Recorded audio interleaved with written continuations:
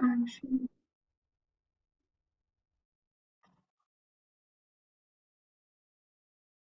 Okay.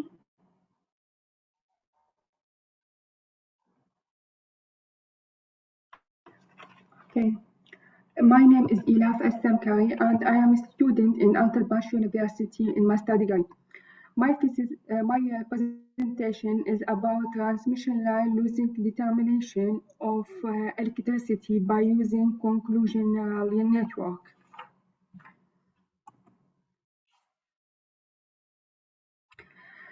In this presentation contains introduction, method, difficulties, result, suggestion. Introduction to result. Electric power grids are one of the most important and complex scientific systems in modern life. The electric energy system is being replaced with the transmission to power grids thanks to breakthroughs in monitoring, transmission management, and sensor. The phrase smart grids refers to the distribution of renewable and distributed energy sources in order to achieve flexibility, economy and dependability, identity, efficiency, and longevity. As concept, the focus of this thesis is develop and achieve above to detect the power thieves in order to solve all the aforementioned difficulties. The CNN element is particular can capture the periodicity of power use the data to help identification of power thieves. This model combines the strength of CNN compounds with the BM algorithm. The aims of result. Develop a poverty detection system based on deep learning in smart grids with the goal of reducing electricity generation tips and novices use. Um, conduct research to determine the optimum extremely important design for detecting power thieves in order to select the optimal CNN design. Use an alternative graphing BM to decrease the extracted features in order to improve the develop study validity. Proposed method as shown in figure, Blue Monkey BM is expressed as follows that enhance the electricity thieves detection ETD template and turns the optimum placement option. The electrical thieves detection ETD template is the input to this procedure. Blue Monkey behavior is imitated by Blue Monkey algorithm software. BM is a collection of solutions for families and students, each with the unique value. Power steering, detecting ETD, design, construction. The suggested electricity thieves detection module may be summarized as follows. The information is pressed through many modification procedure, detect it, and then the SM bolt using method. The third stage um, to create the protection model, ETD model, which may accomplished two ways. The first step is use SM sequential model approach for plan stack layers with each layers has exactly one tensor and one output tensor. The SM algorithm is information in source of method, while the decreased information in result and in result. The incoming form must be complete with the SM initial stage in technique. Proposed work. The input is data and the output is accuracy. This is in this part, the fitness is the calculate and will be used to modify the data set to produce the reduced data. The reduced data will be used for training and test. The result value is for fitness, training, and test use, evaluate, and accuracy as shown in algorithm. Algorithm calculates accuracy using fitness value. Input, data set, output, accuracy.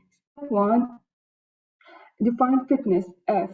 Step F, calculate it. Step 2, modify data set using fitness value, reduce it. Step 3, sampling, reduce data set to training 20% and test 80% and test 20%. Step 4, evaluate the accuracy of data. Step 5, return accuracy.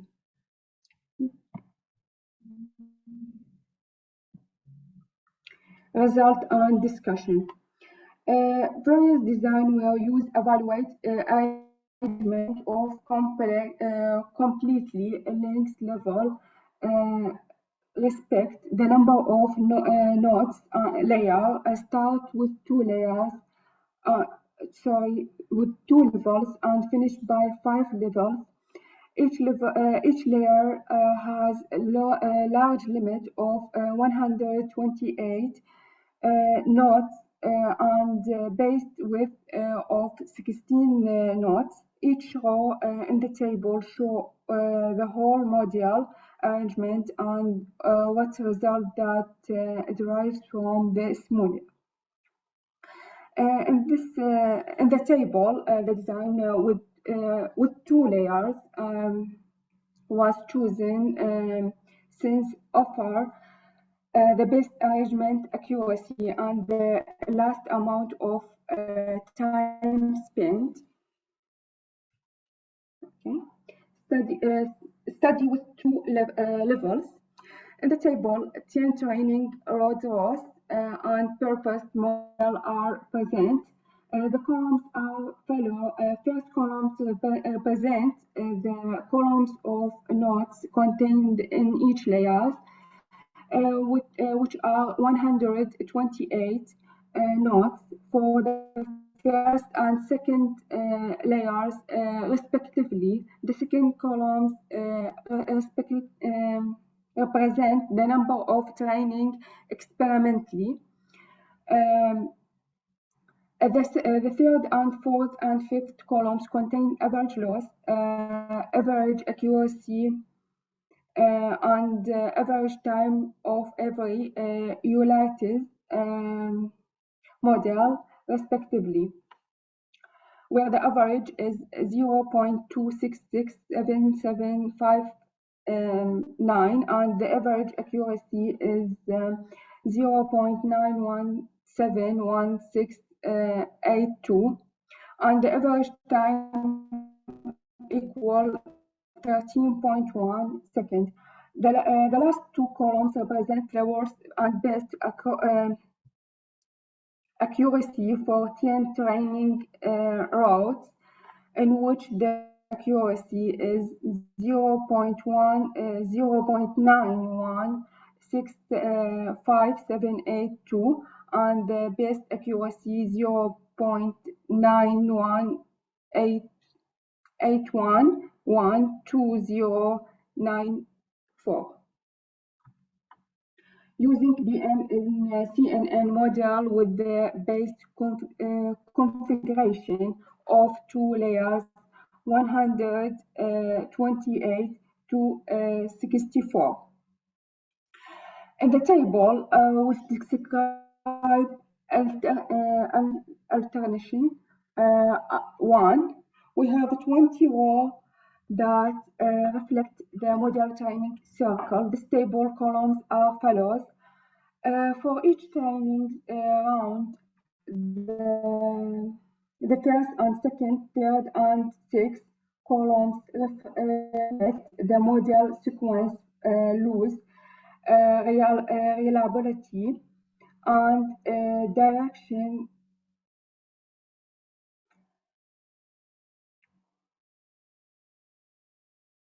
Cosine,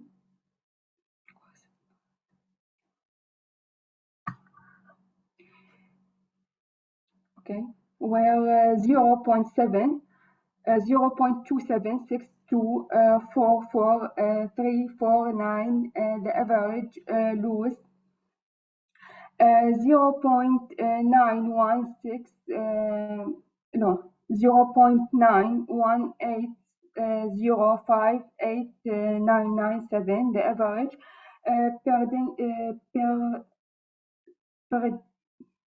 periodically. Okay, sorry. And 10 seconds in mean amount. The lowest accordingly is 0.91336 while present value 0.92035405. Also, the table shown the reliability, okay, and time value of configuration indict the network score,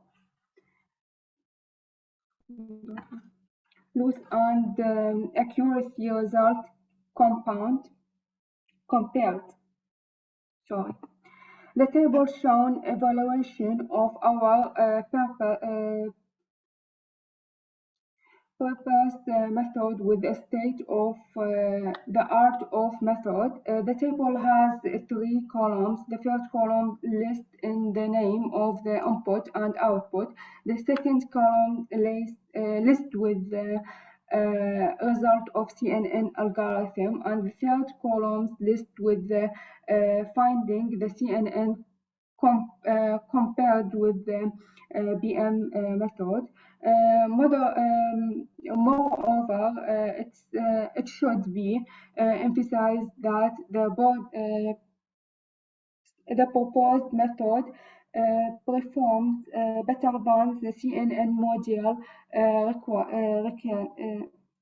regarding decreasing sufficient no while the meaning maintaining the identity reliability.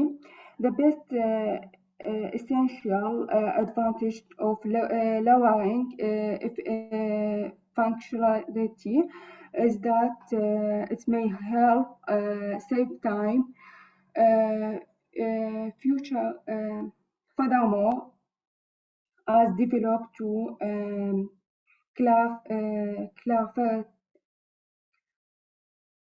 clarity result may help the process of removing characteristic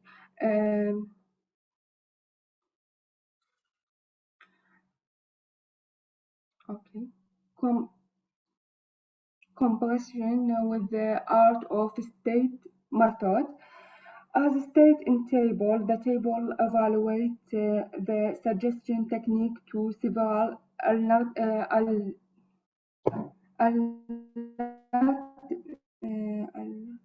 alternative ways for detecting power thieves in smart gas terms of the impact create, number of customers, and accuracy. The result in the table indicate that the proposed technique better to other ways terms of accuracy with a large number of customers, 42,372 customers, compared with the obtained accuracy of number of customers that used by other methods. Conclusion. The fellow are research many key observing. Machine learning approach outperform other methods as they employ classify data to learn model with the high accuracy using labels in electricity conception data made in building of model has a high performance by lowering the data set as indicating the reliability of model constructing and a new electrical signal classification is improved, increasing fully connecting layer and nodes in each layer leads increase in the daily without much affecting the accuracy in the models in terms of training and classification using model technique BM reduce the extra characteristic to increase the efficiency of both system. The fellow are some of the most founding. The method divided into the two layers. Each layer 128 and 64 components, while the number of iteration, which are 10 iteration, and number of solution where are 2 solution. Final loss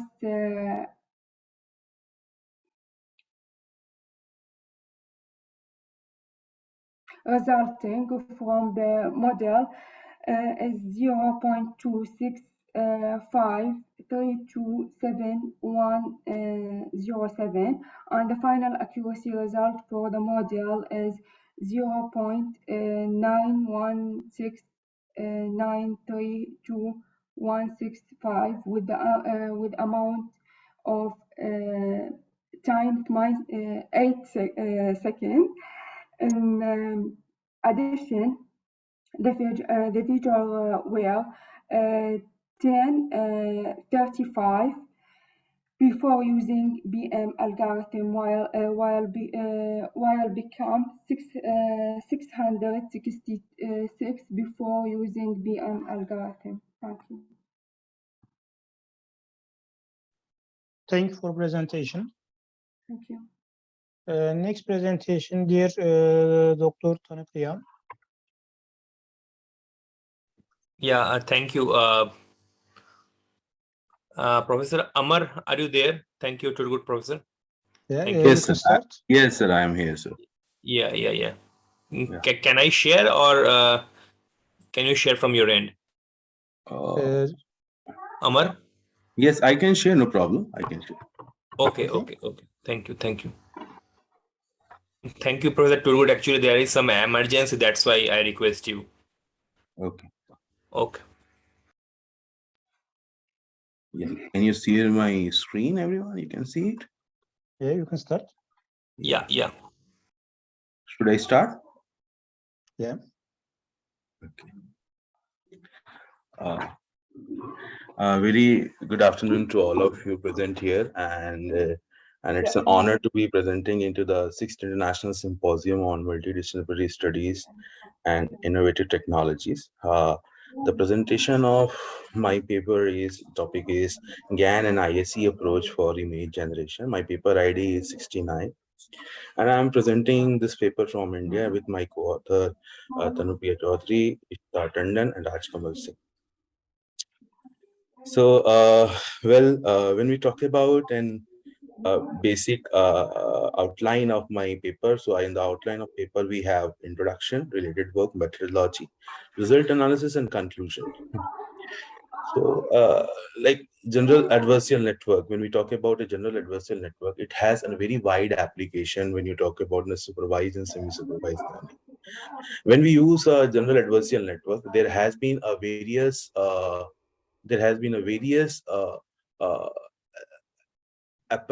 various approach where we used to have a number of image generators and degenerators for some certain projects. When we talk about any of the project where you want to have the huge generation of a data, and we talk about the huge loss of a data, so that sample size of the particular data set is not available at that time. So for that purpose, what we do is we use this kind of algorithm which help us to provide a certain set of data and can find out the resampling and get the depth of that particular project. So in the most of the purpose, like when you talk about this network can be used by using the different photograph of the faces. Okay, the bulk size of the data is not required. It is a self-capable tool which can algorithm which can help us to to generate the images and to generate the image. It's a very basic architecture of GAN. You can have whatever the noise which is having available here, their training set of the data, and this training set of the data will provide to the same this noise has been transferred to the generator, and the generator, what happens is it removes the noise and it again goes through the output directly. And similarly, the training set is also provided to degenerator also, because both the things is as equal is required when you go for a detection approach. Okay, when you go for depth or deep detection approach. So GAN is always helpful for creating a number of its on occurrences and conducting the sampling size. So when you talk about it, sorry, Professor Amar, I think from Ilaf sir side there is some issue. Now it's it's good. I think you can present. Okay, actually, yeah. So when you talk about related work, there has been this. You can find a wide application, wide implementation approach in the deep learning strategies of this supervised and supervised domain of network. And you can everywhere now the trend has been where the data source is getting less day by day for particular source. So what happens on some certain occasion, we are not able to identify exact validation of the problem. So in order to find out the appropriate validation to brief of our data for strengthening our project, this technology, this algorithm will help out to reach to that certain level and to provide the valid accuracy and approach for the particular project. So you can have, I have just mentioned the 3 related work. There are many related work in the article, like the deep learning strategies can be applied in unsupervised domain using a recently like algorithm like GAN. Okay.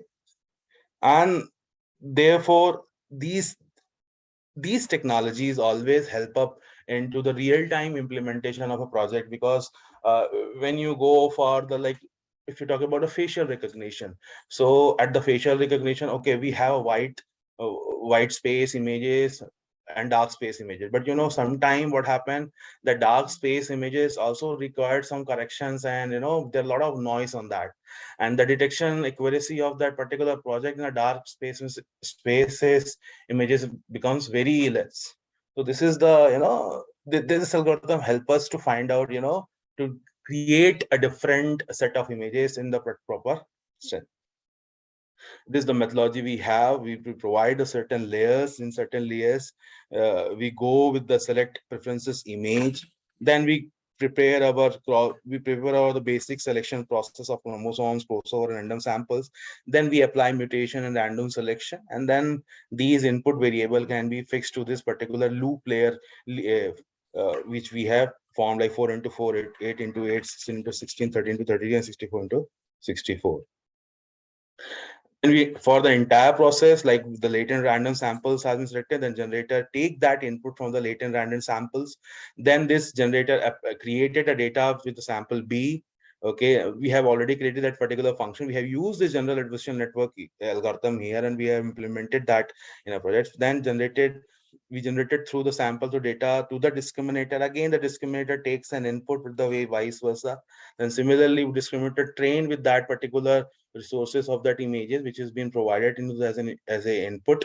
Then the crossover, latent variables, mutation, and that finally the remaining images are sent to the generator. Primary idea is like to use two neural network rather than single one to solve, right? And this always help out when you go for this case. So I have kept the two images from epoch 1 and epoch 2, and you can see day by day the noise is getting like epoch by epoch the noise iteration is getting removed, and you can find the exact figure output of that particular data set, whether you talk about different data set which you're providing to that particular object. So as a result, this can help us, and currently we are using into the further projects also of this technology, and it's very helpful for the data size sampling, and the increase of the data size will really help us into for the validation of our project. So these are the references which I have applied for. Thank you. Thank you, sir. Thank you for presentation. Thank you, sir. Thank you. Is there any question? Okay, thanks again. Next presentation, dear Ahmed Sami Palanov. Yes, sir, I am here. Okay, you can start.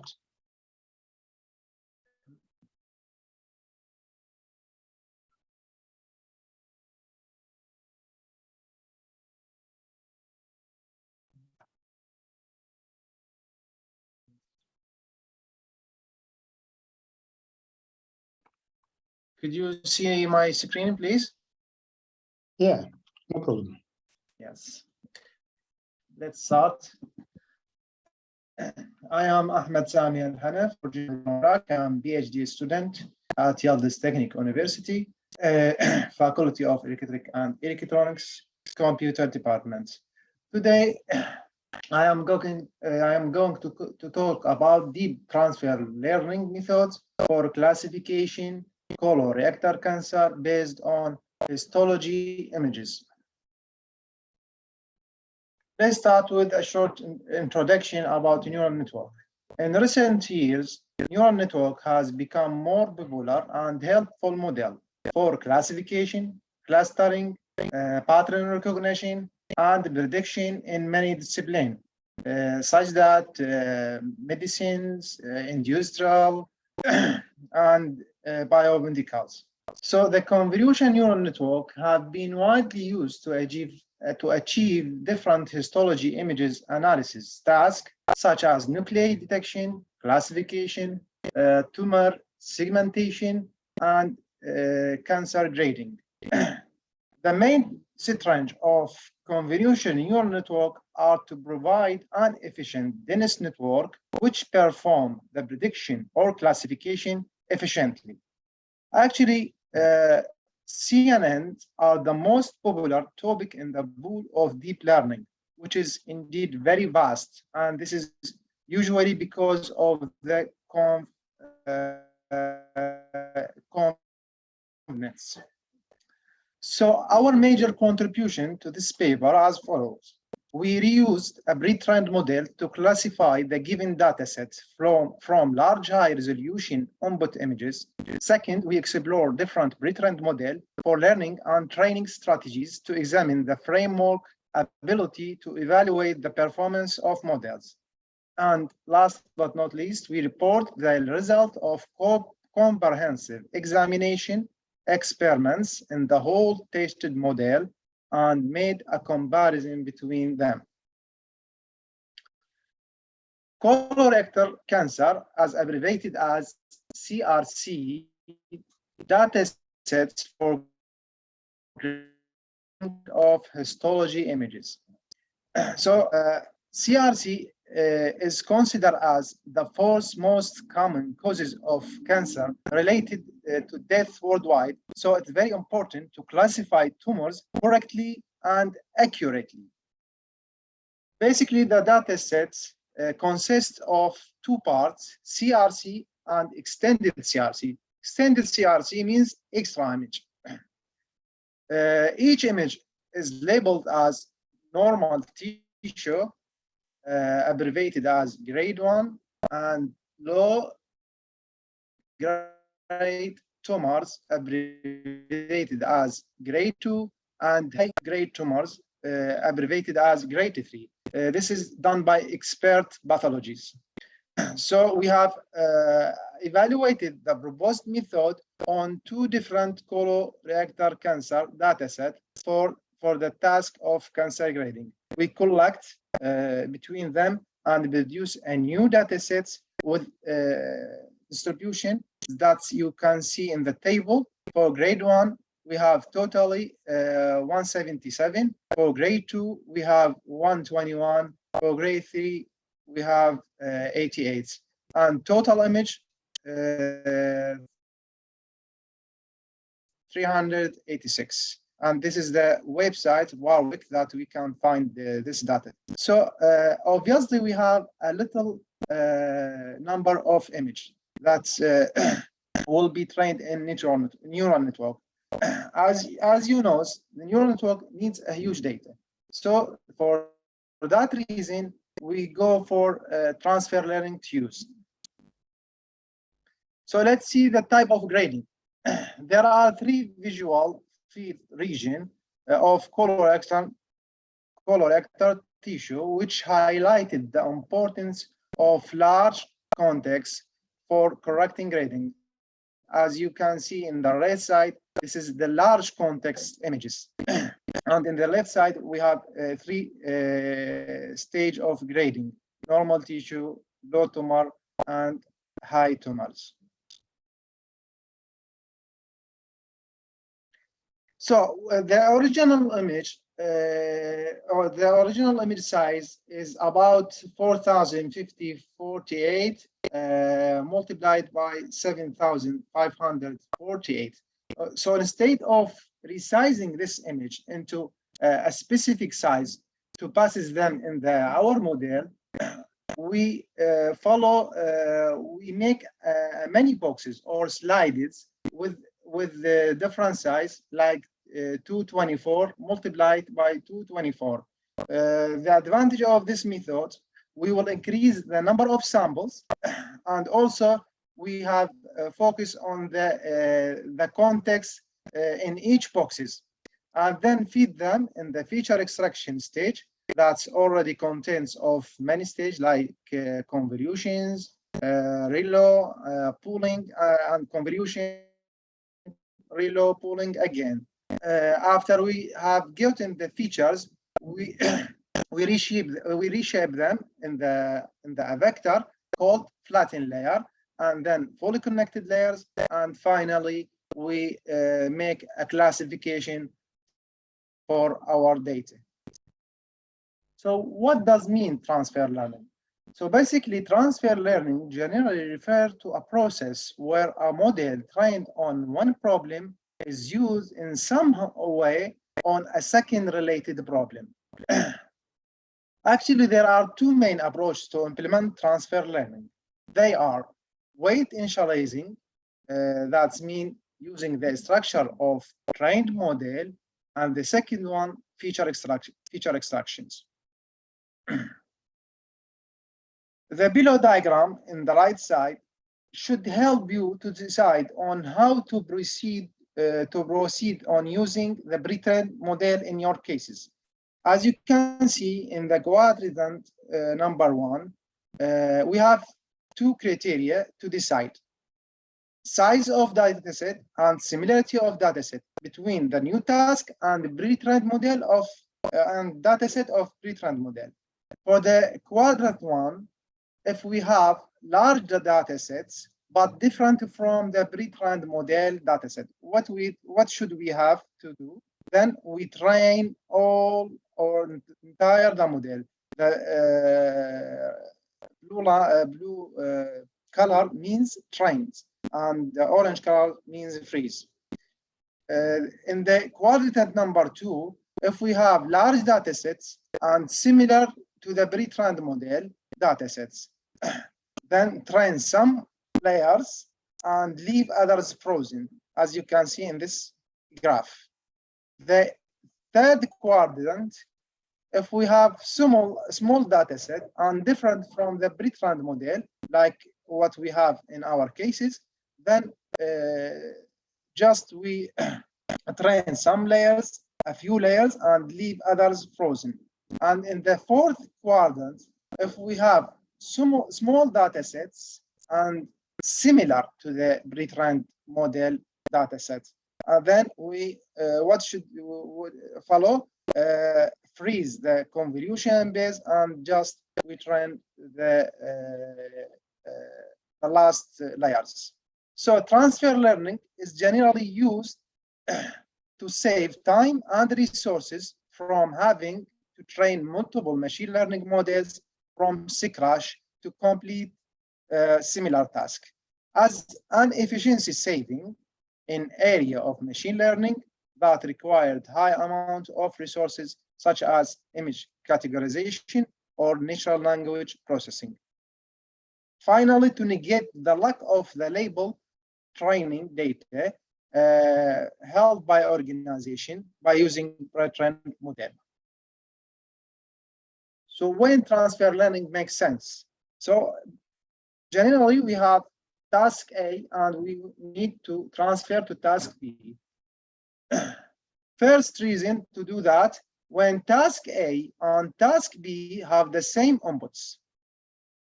Second, when we have a lot more data from task A than task B. Third, low-level features from A could be helpful for learning B. So how can we customize that? Freeze or fine-tuning. What does mean freeze and what does mean fine-tuning? Frozen means not updated during back propagation, and fine-tuning updating through or during back propagation. As you can see in the left side in the fig, they make the convolution layers as a frozen, and just we fine tunes the last layer, fully connected layers and softmax to do a new task. So which one to be followed? The answer is depending on the target task and the type of dataset I mentioned before. So freeze target task label are scarce or fewer, and we want to avoid overfitting. Fine-tuned target task label are more plentiful. So in general, we can set learning rate to be different for each layer to find a trade-off between freezing and fine-tuning. So how to customize the structure of transfer learning? Basically, we have 4 scenarios. As you can see in the figure above, the first scenario, to customize transfer learning by freezing both layers, layer structures and weights. That means we do a feature extractions. The second scenario, freeze the layers and unfreeze sum of weights. This is unfreeze sum weights and freeze sum of layers.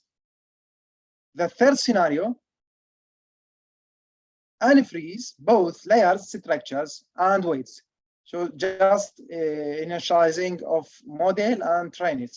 And the fourth scenario, freeze layers, structures, and unfreeze all the weight which means all trainable. As you can see here in this picture, just we remove the last 3 layers and replace them with a new compatible layers for a new task. Training method of pre-trained model. In this research, there are 3 methods to train a pre-trained model. The first one, normal classification methods, abbreviated as NCM, or we can say a holdout, just by dividing the data set into 3 subsets. For training sets, we take 70%, and for validation sets, 10%, and for testing sets, 20%. This is the data distribution in the left side, and we evaluated the many of different model like GoogleNet, DisNet, MobileNet, and so on and so forth. So the best result we have got from this training is from ResNet 15 and NestNet, and VGG 16, VGG 16. This is the first method. The second method is K-fold cross-validation. K-fold cross-validation means when the data set is split into K numbers of folds and is used to evaluate models' ability when given a new data. So K refer to the number of groups the data samples is split into. There are many types to implement a cross-validation techniques like fold out, K-folds, leave one out, or leave B out. As you can see in the diagram in the right side, so we have validation as a blue color and training as orange color. So for each round, we will take some of data to test and other for training. In the second round, we will take the others data or new data for testing, and we take the rest for training. So repeat them in 10 rounds in general, and the validation will be the average of all rounds. As you can see, final accuracy, it will be average of all rounds.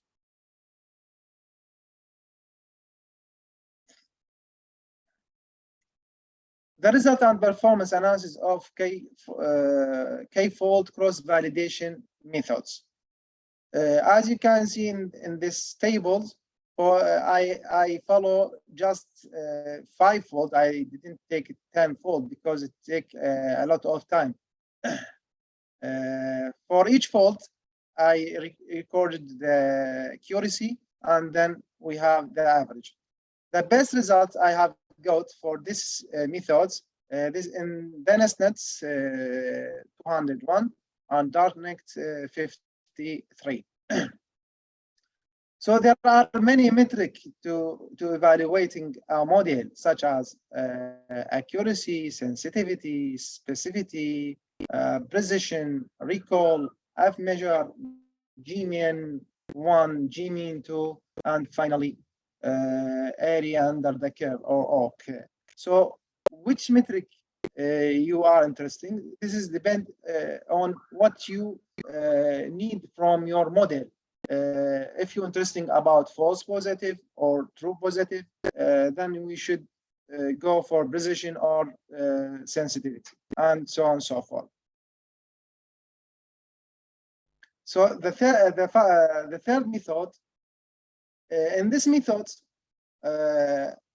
already you break up the data set into 2 subsets: normal tissue and low tumor and high tumor tissue. Yeah, basically we have healthy class or healthy tumor and cancerous tissue. I collect the low tumor and high tumor in one class and put the others in normal tissue. And then afterward, I evaluated many models of pre-trained model and have got very excellent results. For exception, I have got 100% for that mobile 100%. So having confidence in your model is important for future deployment, and trust that model will be effective and perform well. As you can see here, I attach the training and validation accuracy diagram and Lucy's diagram just for one sample for show you the training progress. So in this study, we have been presented a comprehensive analysis of different variation of the proposed model as presented and compared with existing approach in the same evaluating setting. This approach is suitable for cancer analysis, which require large contextual information in the histology images. This includes lesion grading in prostate cancer and tumor growth pattern classification in lung cancer. Moreover, this approach can be further extended to perform downstream analysis at the digital whole slide images level for patient survival analysis. So thank you for your attention. If there is any question, I will be happy.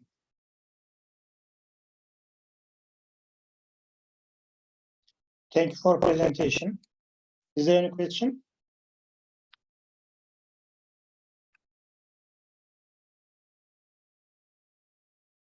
Okay, thanks again. Thank you, sir.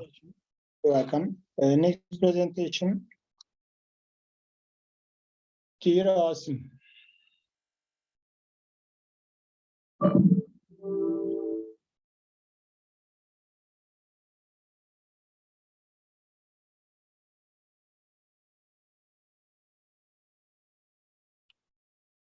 Dear Asim.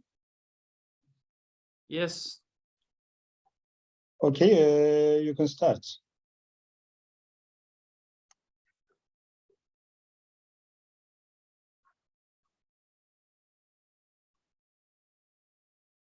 can you see the screen? Yeah.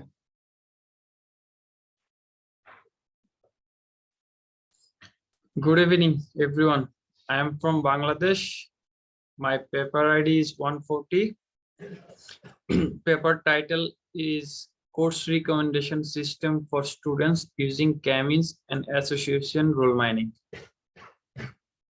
This is our content: introduction, background study, proposed model, result and discussion, evaluation, conclusion, and future work. This is the part of introduction. Course selection is nowadays considered to be an essential educational task. Students have difficulty choosing the most suitable courses during their undergraduate studies. Students nowadays have various options to choose from many courses based on their future career planning, interest, and advice from peers, seniors, and teachers. Hence, inappropriate course selection leads to innumerable difficulties, poor performance, and dissatisfaction. Existing systems mostly rely on only students, learning history and past performance, and finding similarities between students based on their history. Popularly used implemented methods are based on the course grade. Many researchers consider course grade a key parameter by not considering which courses are in demand and which are not. Our paper presents a machine learning approach to recommend relevant courses to study students based on the most demanded course among students. Two well-known machine learning methods in K-means clustering. K-means clustering is considered the finest clustering method for grouping datasets. The K-means algorithm calculates the distance among data points and all centers. An apricot algorithm is updated from a priori algorithm, have been used to develop a course recommendation system using real data records of undergraduate students. This is the part of background study. Develop an approach on the K-means algorithm and use the Euclidean distance method to find similarities. They provide students with academic performance analysis. It is helpful for the progression of students' better performance in higher institution. It also improves the students' decision making to perform better in future semester results.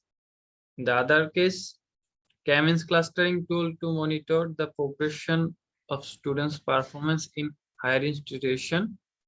The main goal of the study is to ensure that when a student is proficient in a subject and the student's knowledge on the subject matter and the result are improved, the course likely to recommend it and another student with similar skill to perform well in the same course.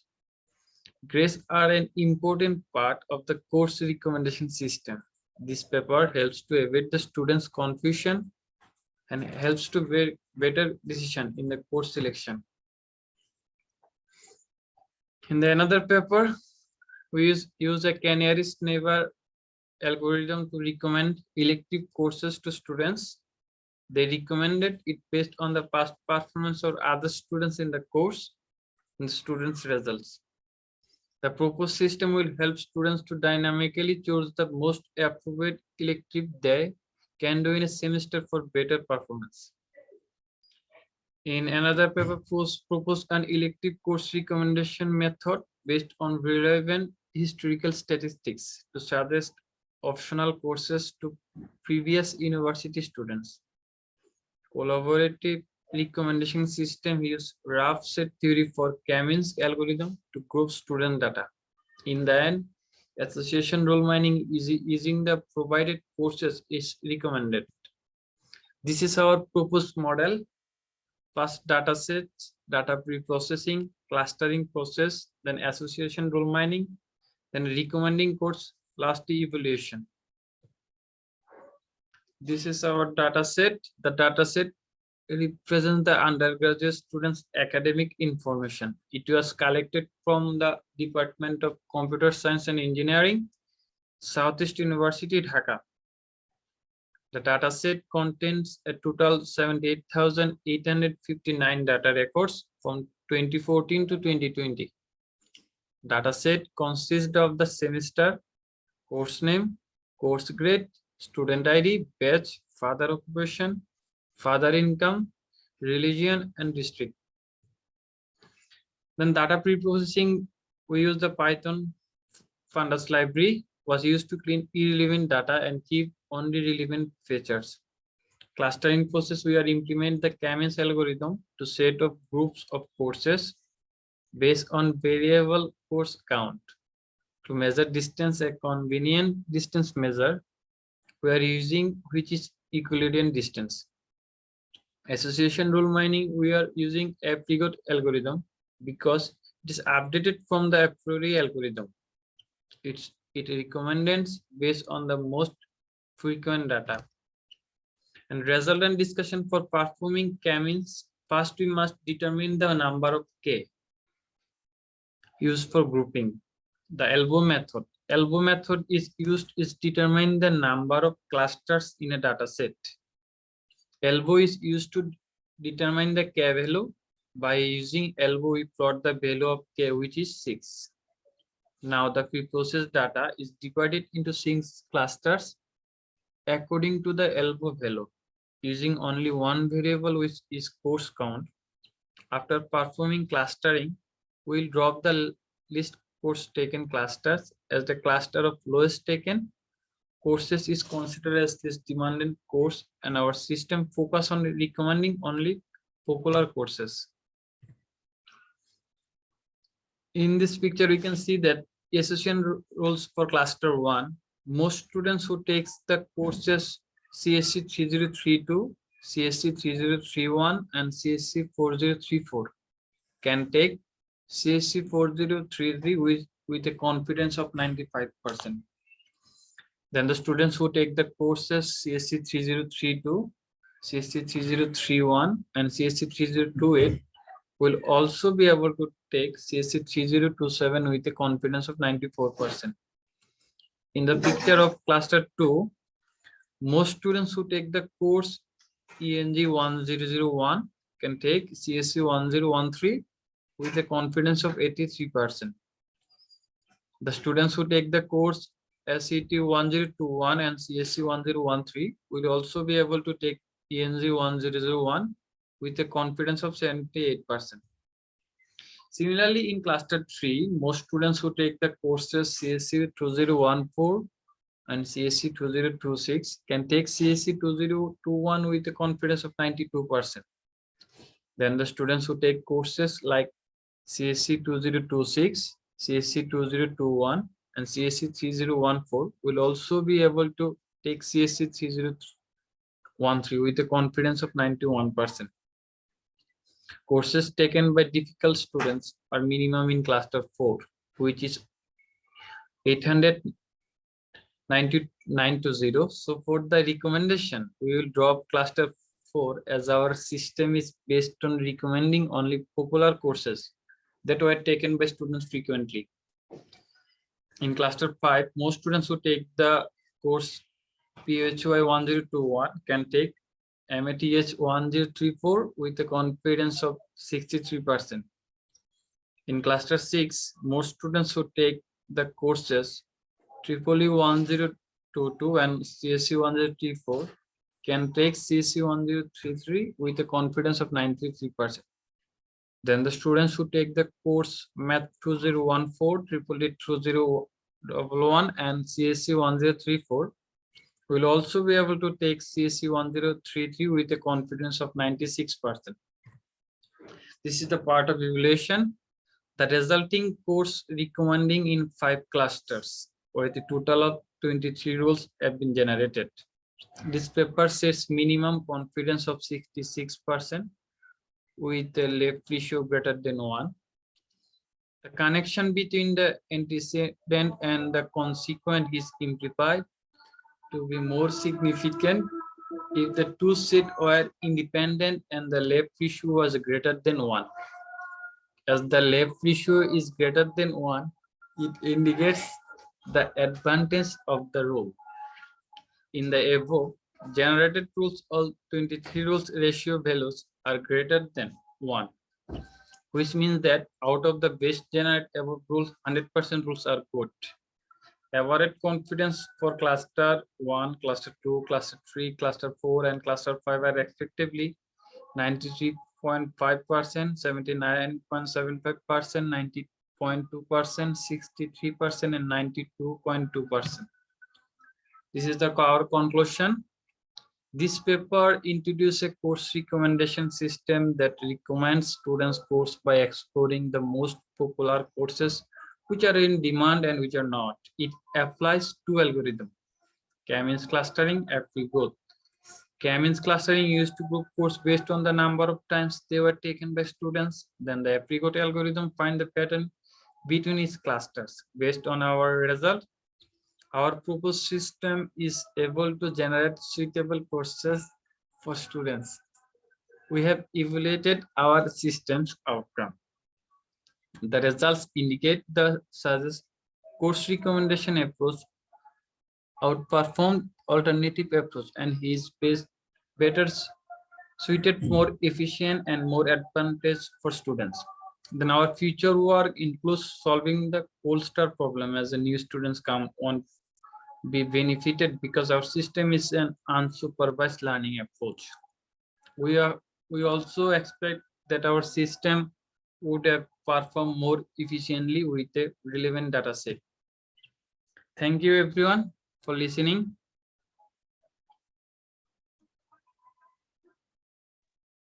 Thank you for presentation.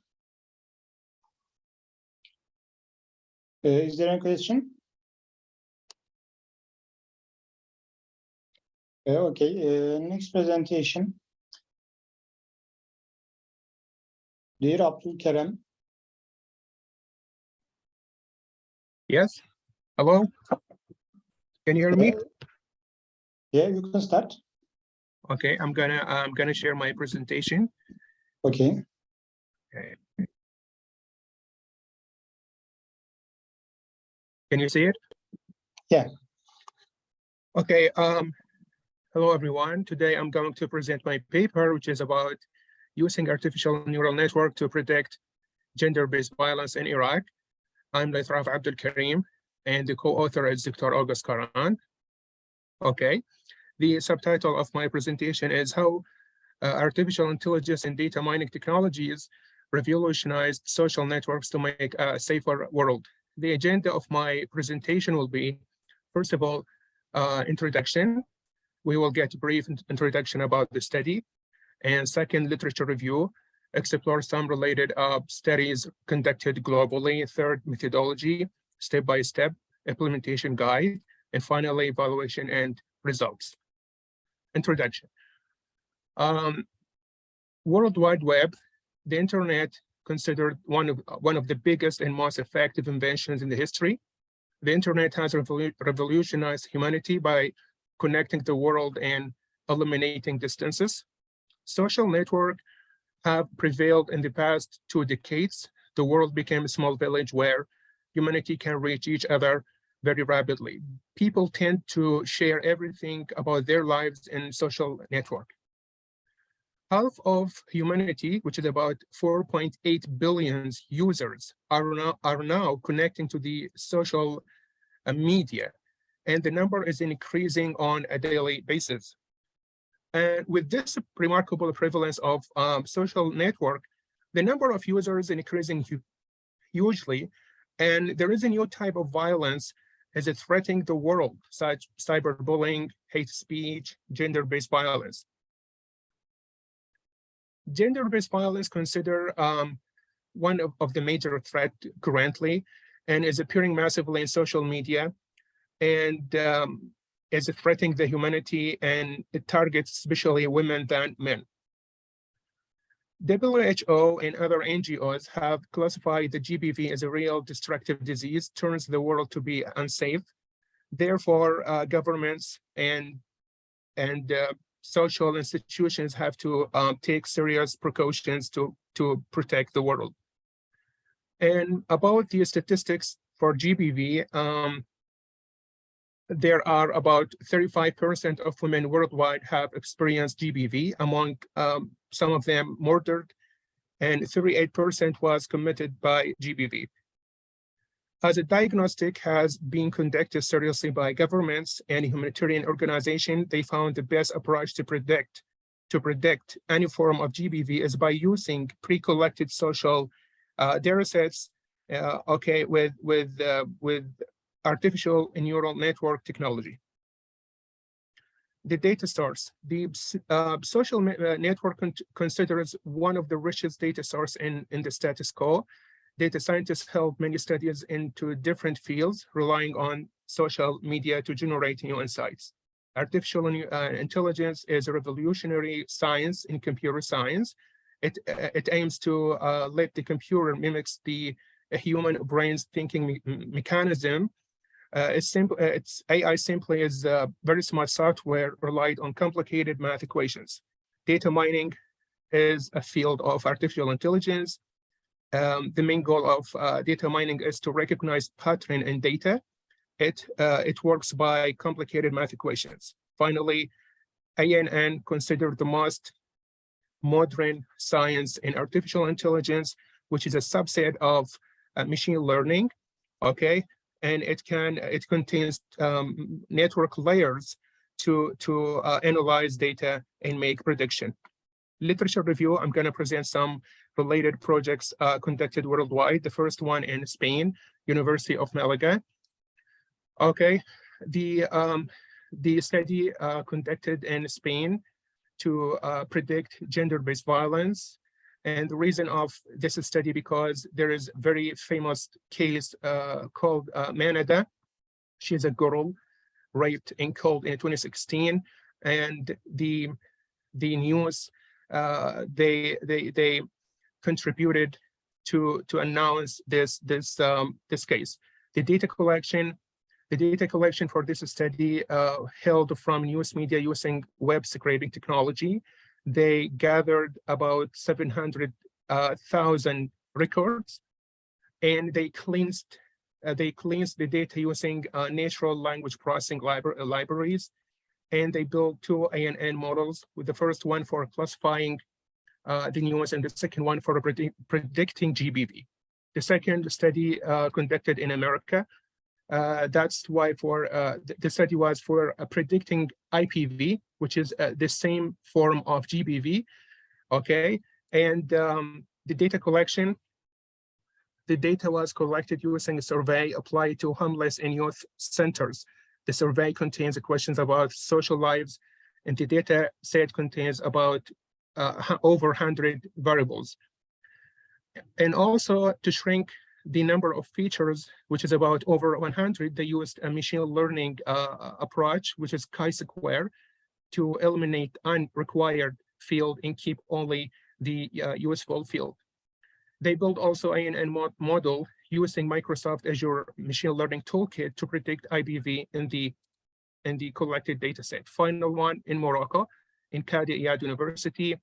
Also, they built a project to predict GBV using artificial neural network, because they found that 37% of Arab women affected by GBV, and they collected data from YouTube. They downloaded about 600 videos with their comments and labeled the data manually. And they use also the chi-square technology or approach to eliminate unuseful features and keep only the useful one. The machine learning, they built machine learning models to find out the relationship between negative, positive videos and the total number of likes and dislikes. The result of this study, they found negative videos have likes more than positive videos. The third chapter is about methodology. Okay, the first step in my methodology was data scraping, because I used data scraping technology because a Twitter API doesn't allow users to download a huge amount of data set. I used a tool which is called the Twint. A Twint is a Twitter intelligent tool written in Python. The second step is feature selection, because the data set, the downloaded data set from internet contains more than 30 features. I have to eliminate unrequired one and keep only the required and useful feature. So I used lasso method to eliminate unrequired feature, and the only one feature is important to complete the study, which is a tweet field. Third step, data cleansing. The first step in data cleansing is import data to SQL Server for better management. And the second step, delete the non-English rows, because my study targeted only the English rows. I removed the Arabic and other language tweets, and remove the mentions and replace them with the spaces. Remove short words that contain 2 characters. Remove URLs. Remove special characters. Remove emojis. And step number 8, tokenizing the tweets by converting each tweet to a scattered word stored within an array, and stemming the tweets by converting the words to their original roots without affecting the real meaning of the word. For example, playing could be stemmed to play, and played also could be stemmed to play. Step number 10, recombining the tweets to original form. Okay. And 11, remove multi-spaces rows. And finally, update the SQL Server with all changes. And in this step, we cleaned all the data set downloaded from Twitter. The step number 4, data pre-processing. The first step is import clean data from SQL Server. And data labeling. This is the most complicated step and most difficult one, because I used a lexicon opinion approach to label the data. And third, vectorizing the tweets by converting them into numbers stored into array. Then we can pass this array to ANN model. Okay, the step number 5 is build and train ANN model. The first step is to create the first layer of the ANN with activation function, with ReLU activation function and 10 neurons. Add a dropout to the first layer with a value 0.2, and add regularizer to the first layer. in order to enhance the final accuracy result. The fourth step, number 4, is about create a second layer of the ANN with the same configuration of the first one. Then we can create the third layer, which is the final one, and it will take sigmoid activation function because we have a binary classification. Either this record is a GBV record or non-GBV record. Then we can split the data set into 80% for the training and 20% for testing. The number of epochs for our model to train on data is 10. Okay, and finally, testing the ANN model. We need testing because we need to validate the training process, whether the training has been good or bad. Okay, and in this stage, we will test the 20% of data set against the predicted classes. Okay, so we finish from methodology. The chapter 4, which is evaluation and result, it contains the result of this study. Okay, this table presents the evaluation metrics of my study. The F1 score is 85, which is very good. Accuracy, which is 99, and precision 98. Recall is 88, and finally test loss, which is 0.01. Okay, the first plot here is for testing loss, training and testing loss. Okay, because I trained the data set on 10 epochs, we see some overfitting here. If we train the data set on more epochs, this overfitting will be disappeared. And finally, the training and testing accuracy, we can see that the accuracy is about 99, which is very good. So there is no overfitting or underfitting. Thank you very much. Any question? Thank you for presentation. You're welcome. Next presentation, dear Beyza Nur Aydın. Let me share my screen.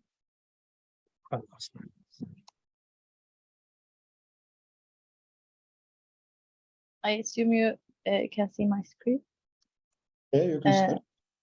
Hello, everyone. I am Beyza Nur Aydın. I'm an undergraduate student at Özyeğin University. Today, I will be presenting you our study done with Göktürk Poyrazoğlu, the impact of solar roasting capacity on distribution transformer efficiency. I would like to start with mentioning that the technological advancements in all areas of electronics, with those advancements, the demand for electricity is increasing.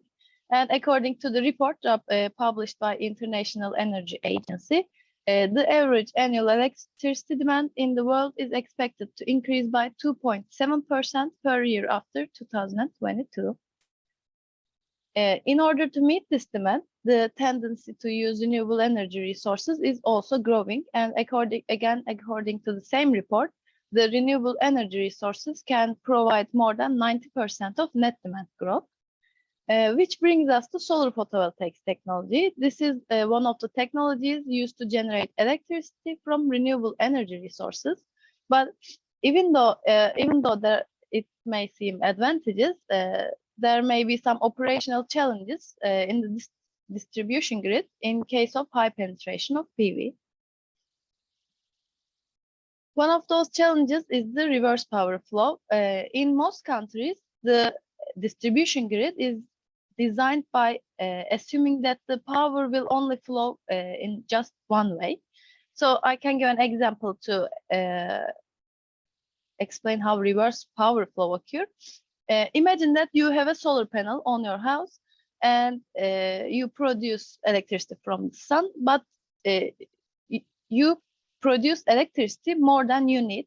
And in this case, typically the transformer that supplies electricity to the grid starts to receive power to the end of this grid. And this causes the reverse power flow. Also, it can cause violation of voltage limits and an increase in voltage stress of the equipment. It may also hinder the working of the directional relays because of the distribution grid unidirectional nature. Another negative impact is that the technical staff may have some challenges working in the electricity network because even though they think they close the switch off, there may be still power flowing on the circuit, so it may cause some serious injuries. So there should be a limit to prevent those negative effects. And there are several engineering solutions for that. And one of them is to develop a methodology called solar roasting capacity.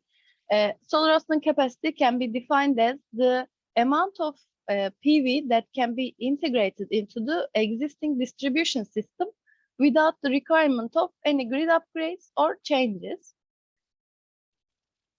And in our study, we developed a methodology to calculate the maximum solar roasting capacity at a transformer. In here, as you can see, we use the hourly data of a year for electricity demand and solar generation. In the first equation, we started by calculating a coefficient by simply dividing the electricity demand to solar generation. Among those set of coefficients, we select the minimum of them so that when we multiply this coefficient with our solar generation, the solar generation never exceeds the electricity demand. As our second step, we selected 1 week from each season to show the seasonal sensitivity of this data set. And we as you can see in this figure, in January, since it's winter, the solar generation is less, while in July, which is summer, the solar generation is highest. So we can comment that the risk of reverse power flow is higher in the summer than in winter because of this increased solar generation. And when it's about solar, unfortunately, nothing is certain. So we can forecast the weather for tomorrow, but it's not guaranteed that there will be full of sun or not. So due to this variability of solar generation, there can be some errors. And to reduce these errors, we calculated 6 more coefficients in our model.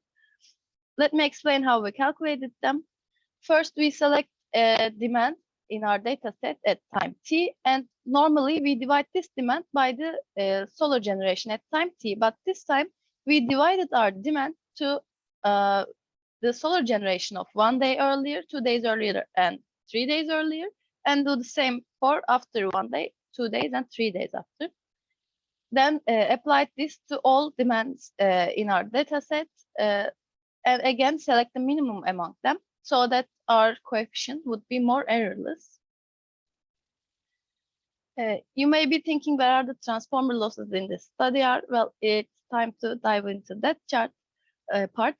One of the challenges while designing a transformer is to produce transformers with low losses, and transformers with low losses mean more efficient transformers. As the efficiency of transformers increase, the greenhouse gas emissions can be reduced, and it can provide an economic gain for the local and global community. So, fortunately, there's a formula to calculate those transformer losses, but to calculate losses, we first need to know the net demand, and it's simply calculated by subtracting the solar generation from our electricity demand. And after we find the net demand, we can use our equation, sixth equation, the transformer loss equation. In here, P0, Pk, and S capacity values are determined according to the transformer, so they are constant and coming from a table. In this case, we only calculate the S load, and then calculate the transformer losses. In here, in the left figure, we wrote an algorithm on MATLAB and started increasing our coefficient starting from 0 until our selected coefficient, and then observe the transformer losses. And as the coefficient increased, since the net demand will decrease, the transformer losses also decreased for a 250 kilowatt ampere transformer.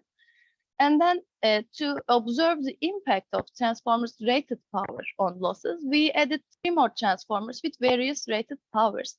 And as a result, as you can see in here, the blue line is the one on the left, and 3 more transformers are added. And as a result, we saw that the transformer with higher rated power, in this case it's 800, it have less losses. Then we said, what happens if we change the demand? So we reduced our demand to its 1/4 and do the same calculations again.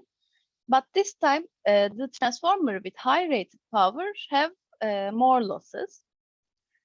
And after that, we do the same operation for 50% and 75% of demands, and illustrated all together, all of them together in this illustration. But this is kind of a complicated figure. So we took the endpoints of these lines where coefficient is highest and the transformer losses are less for that line, and created a bar chart. In here, you can see the bar chart that we created, and what we can comment on this graph is that the dark green color shows the 100% demand. So while the demand is high, the transformer with high rated power have less losses, while the demand is low, as seen in the light green color, the transformer with lower rated power have less losses. To conclude what we've done so far in our study, we first developed the solar roasting capacity methodology to prevent the high PV penetration and calculated some coefficients. Then we calculated our net demand using those coefficients, and using this net demand, we again calculated transformer losses. Then we tried this with different rated power transformers and with different demands. And as a result, we can say that the solar PV panels can affect the efficiency of our transformers. Thank you for your attention. If there are any questions, I would be happy to answer them. And for your future questions, you can always contact me, and here's my email. Again, thank you for listening. Thanks for presentation. You're welcome. Next presentation, dear Husna Hafize Razami. Hi everyone, can you hear me? Yeah. All right, okay. I'll share my screen first. Okay.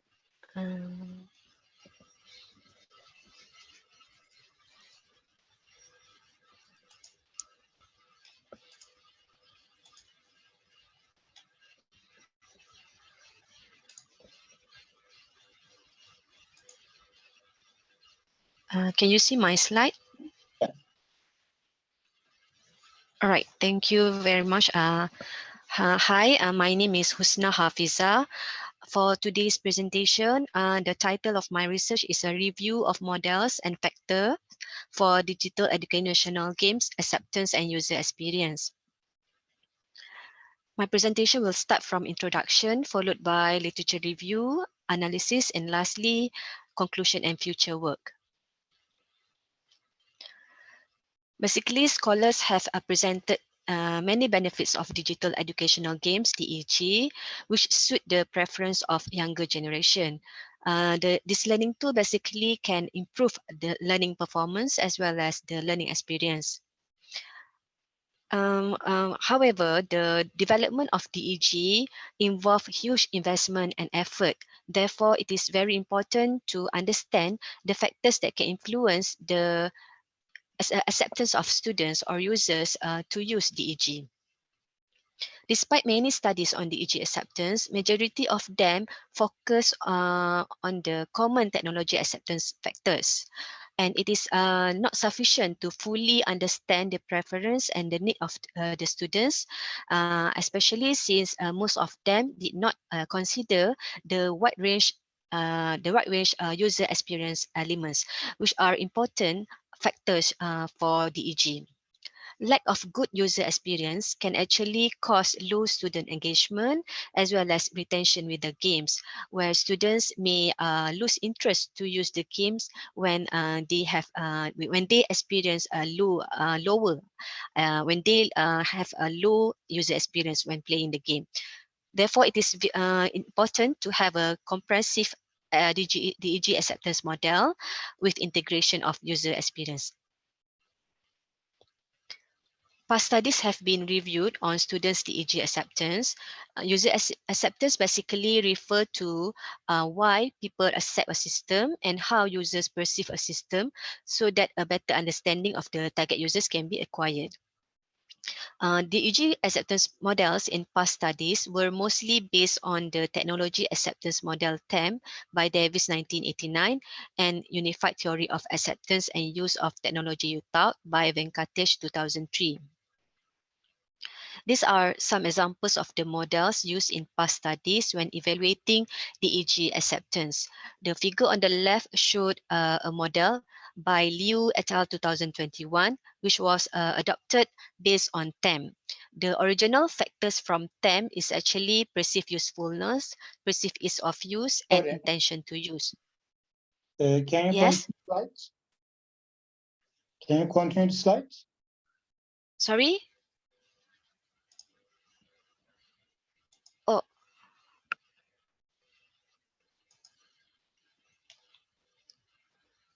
Okay.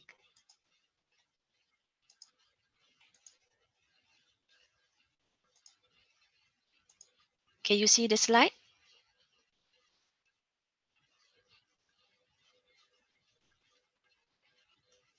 No problem. Can everyone see the slide? Yes, Yeah, yes. now it's clear. All right, right. Okay.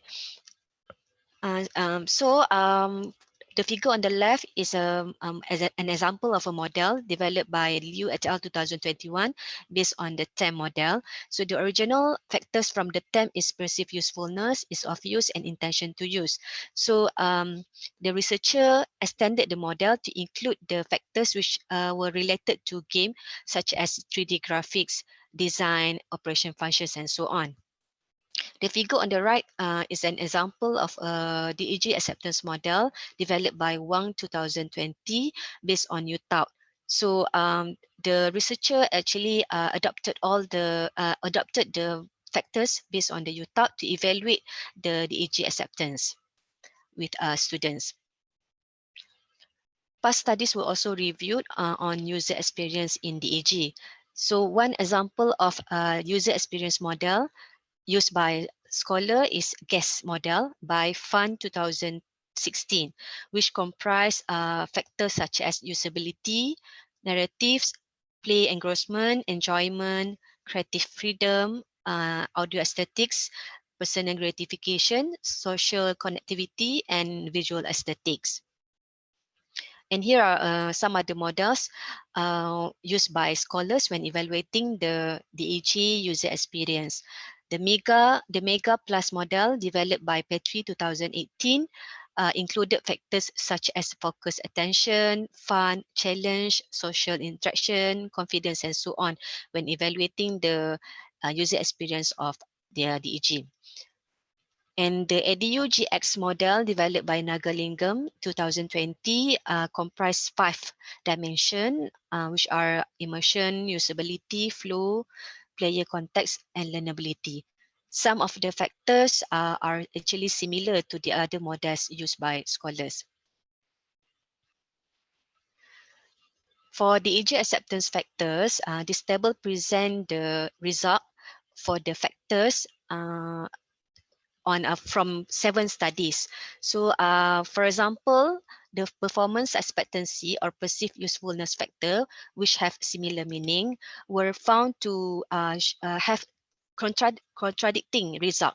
For example, Ibrahim et al. 2017, Lopez 2021, Borgonjon et al. 2010, and so on, found that performance expectancy or perceived usefulness had significant effect on students' DEG acceptance. However, Huang 2019 and Wang et al. 2020 found that the factor had insignificant effect on students' DEG acceptance. So there were contradictory findings obtained by the studies. Sorry.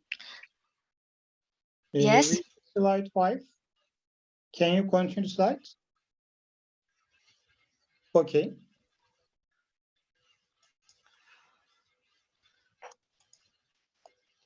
Okay. You can continue. All right. Okay. And from the table also, we can see that most of the commonly used factors by scholars were performance expectancy or perceived usefulness, effort expectancy or perceived ease of use, as well as enjoyment, while the rest of the factors were not commonly used among the scholars.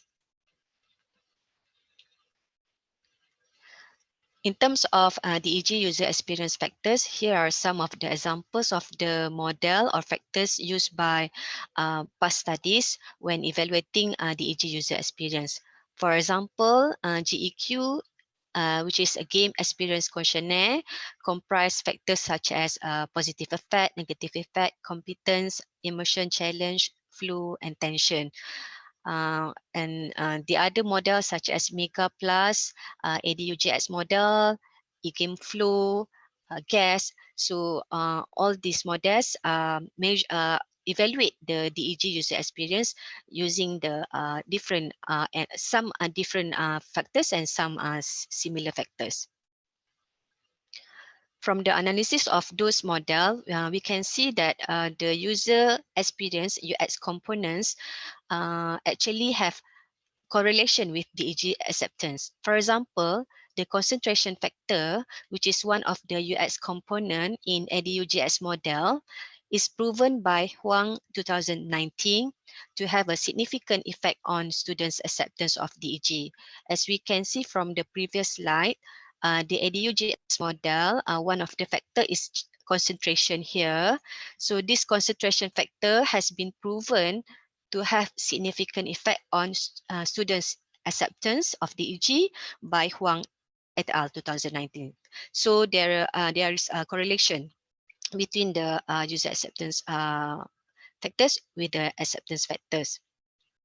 Apart from that, the control and challenge factor, which are the user experience elements, had not been supported in terms of their effect on students' acceptance based on the study of Huang 2019 and Virani 2022.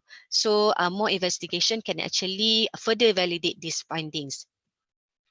And from the comparison on the acceptance and user experience factors, we can also see that there are some of the factors that can be interchangeable. For example, operability, understandability, and game system factor from the EDUGX model, which are user experience factor, is actually similar with the effort expectancy or ease of use factor from the technology acceptance theory based on the definition as well as the measurement items used for the factor.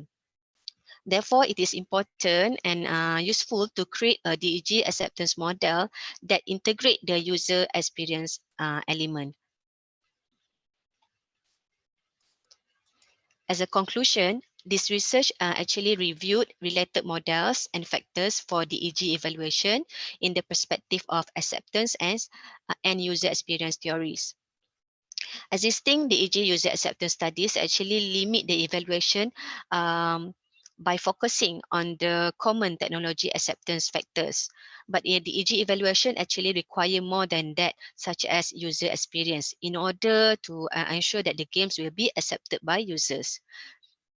Studies also revealed that a variety of UX elements can actually be interchanged with acceptance factors. Since the elements of UX can be measured in the same manner as the acceptance, it is more practical to combine the elements from UX and the acceptance in a DAG acceptance model. Therefore, for future work, a more comprehensive DAG acceptance model will be developed with integration of a variety of UX components.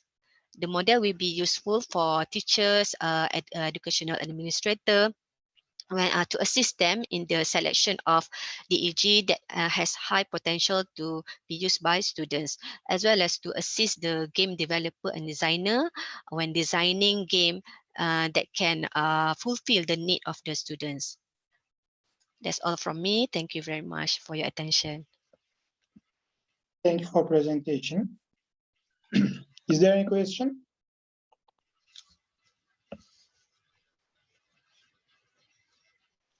Okay, next presentation. Dear Fatima.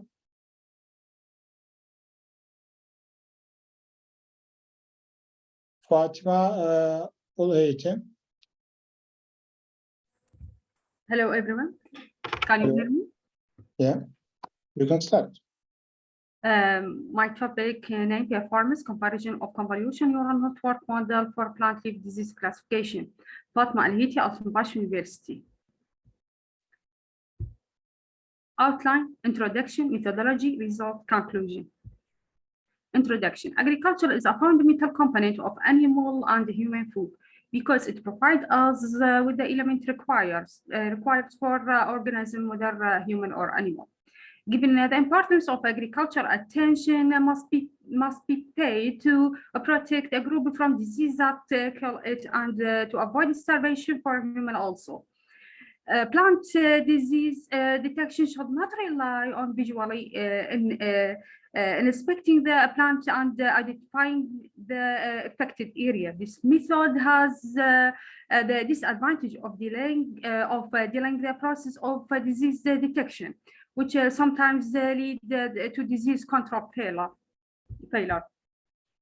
Artificial intelligence algorithm in machine learning or learning have helped to classify a plant disease, identify disease type, and develop early treatment method. One of these technical in deep learning is convolutional neural network. Convolutional neural network has demonstrated very successful performance in many visual processing applications, such as image classification, the medical files such as COVID-19, cancer detection, object detection, and other classification. In this study, we compared the performance of the BGG16, MobileNet, and EfficientNet through loss data and accuracy among these models. The data contain more than 20,000 pictures. Some technical that use in this work. We use Google Colab in training this model by Python language. We use transfer learning and train this model. What is transfer learning? Transfer learning is a technique developed in the field of machine learning concerned with the saving information gained in trying to solve a particular problem for the purpose of using it to solve another similar problem. For example, the information gained in identifying games image of bird can be used when trying to identify image of aircraft. As another example, the information gained in identifying cars can be used identifying other similar objects, such as truck. Methodology. We will take in this figure about the progress of train 3 models, BGG16, MobileNet, EfficientNet. First step, download the data set from Kaggle and upload it to Google Colab. And second stage, data set balancing. Third stage, divide data on 18 and 10% and 10% also. Pre-processing model for the stage, and 5 stage training a new model and evaluate in the first. We use data set from Kaggle site and upload it to Google Colab. After that, we use divide the data on 3 file 18 in train file and 10 in validation file and 10 also on test file. We made the data set balanced by use the random state function and use the target 500 picture in each class. We made data augmentation in order to equal to the number data in the class that have less than 500 to avoid overfitting and overfitting problem. Table 1, original data. We see original data from 1 glass to 50 glass. Some of glass more than 3,000. Some of glass contain 100 picture or 125. We also show difference in the number of image in the class of example. The first contain thousands of picture, while the last class contain hundreds of picture. One of our task of this work is data balancing, and as we'll see in second table and third table, the second task of this work is to find best accuracy among this model. We use a random state function after we make a target of picture in each glass is 500. Is 500 images from each glass, and the data become as shown in this table. We note glass 40 and glass 15 and glass 15 that contain less than 500 images. So we need pre-processing also of 40 and 50 glass by using data augmentation technology. Through the data augmentation technology, which allow us to increase the image by make zoom on picture and make rotate on picture also, and so on. By this method, the glass 40 and the glass 50 has been processed and become 500 with other glass. After balancing the data, we called 3 models from Keras library by transfer learning, and the 3 model we were trained use all layer in the training of the model to reach appropriate accuracy for this work. The result after the stage of training and balancing the data in order to show us good result in the 3 model that we trained. The training results show that the fastest and most accuracy model in the training phase or the training test phase is EfficientNet, and follow it MobileNet and the VGG in the last. As we show in this figure from 1 epoch to 10 epoch, and it's good. This figure from VGG 16 and EfficientNet during training and during validation accuracy and during loss accuracy. This figure of training the EfficientNet during training and validation loss and training and validation accuracy. Comparison between the result during train process, train accuracy of VGG 16 95.149, train loss 0.588 val accuracy, 95.479, val accuracy 0.575. 5 mobile net 99, efficient net 99, in mobile net 0.7, in efficient net 0.4.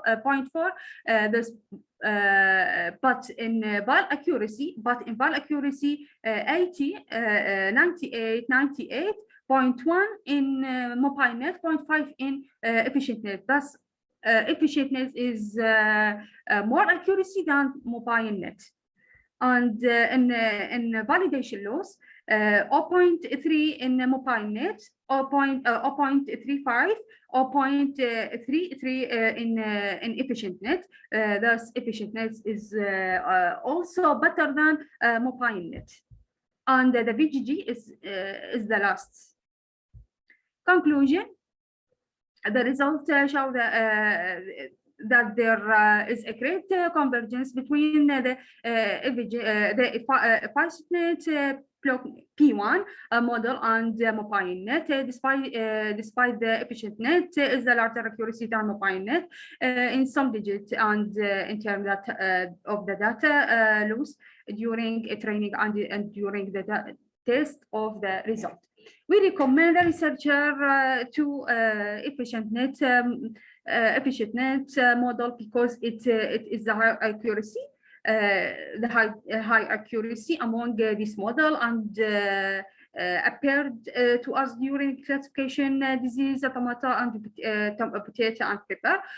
We suggest the researcher treat the data and balance it in another way to over and under something that were used in this research.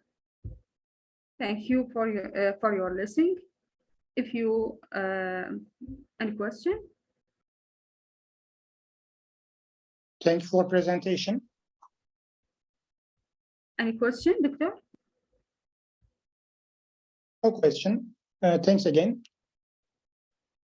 Thank you very much. Next presentation. Dear Mohammed Ali. Yes, Professor. You can start.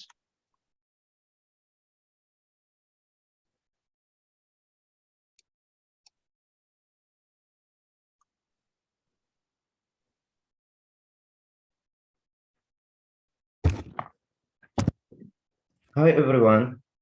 My name is Mohammed. I am master student in Al-Tanbash University. Today, I will talk about using a novel method to improve various states of machines in the power system.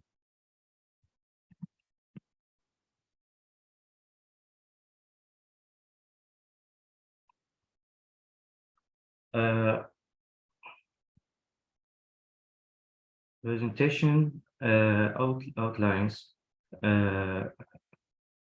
introduction and problem statement and the aim of the study and related work and proposed work and conclusion.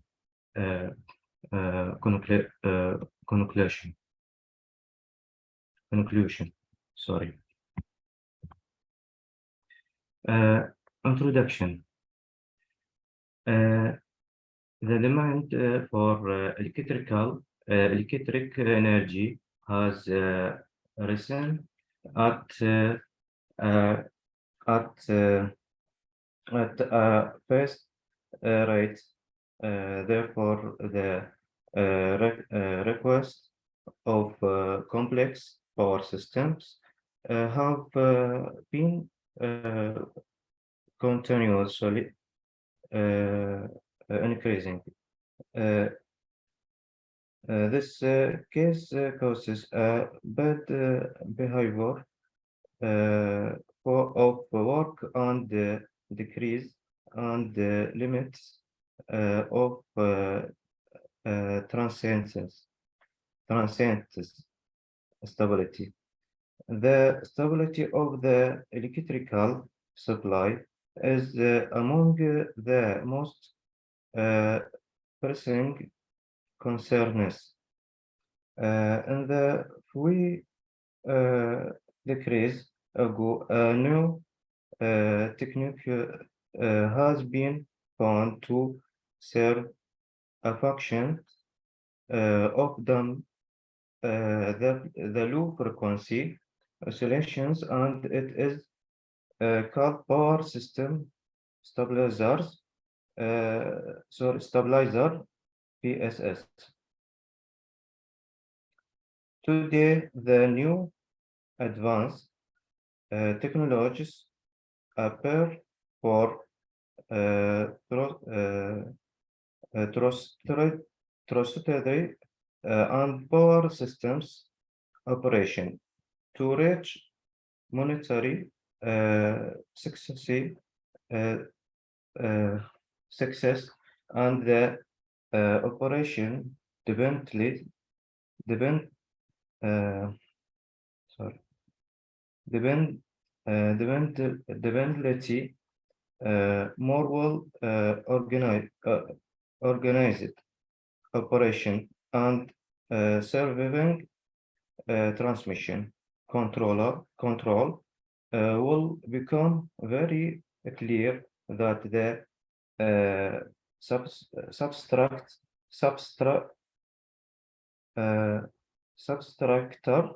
of the system are required.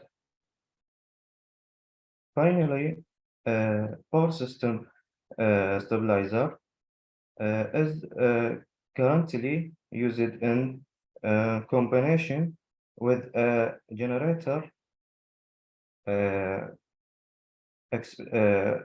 excitation current with power systems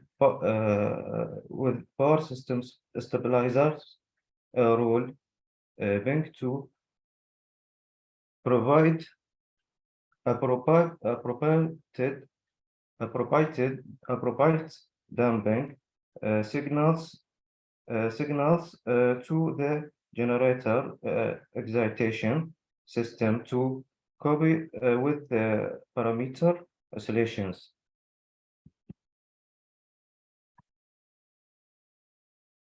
Aim of the research. The research is aimed at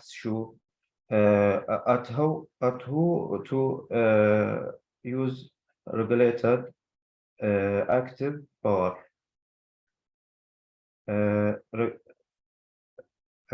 reactive power, pass voltage, and speed division in multi-machine power systems at two separate states to improve the damping of electromechanical oscillations. Using intelligent approaches such as particle swarm optimization to coordinate various power system stabilizers and unified power flow controllers is critical. The major goal is to determine the essential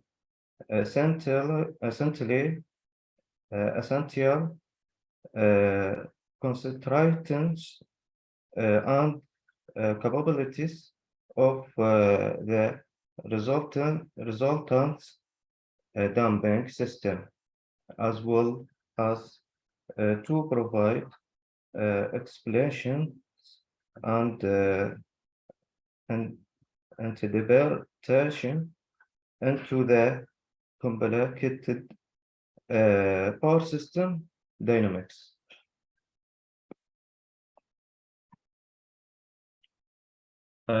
Proposed method using time domain simulation. The particle swarm optimization method is applied in this study to tackle optimization, assesses of a unified power flow controller and 3 power system stabilizer controllers. This combination gives the unified power flow controllers part of those devices benefits and its status the compilation of a number of the tasks and the power transmission system, such as improving transient stability, damping oscillations, and controlling voltage. It sums to optimize and manage the power flow in transmission systems, and it is the greatest and most help flow controller from FACTS devices. Coordinate design of unified power factor controllers and power system stabilizers. While now optimization technique might be used to design and coordinate between unified power flow controllers as damping controller and power system stabilizer and multi-machine power system. It's known as vertical swarm optimization, PSO, and it's used in multi-machine power systems to make cooperation possible. Vertical swarm optimization. This algorithm is relevant to the scale behavior of birds. The system via informing the generations can initials with a population of arbitrary results and searches. On the other hand, it has no crossover and mutation operators. In particle swarm optimization, the particles word means the solutions of potential, and it has the ability to fly across space of the problem using the results of percent optimal particles. Particle swarm optimization algorithm has initial iteration state when a particle population is looking for a better solution. updating their positions depending on three combinations. Three components. The iteration algorithm has different variations as shown in figure.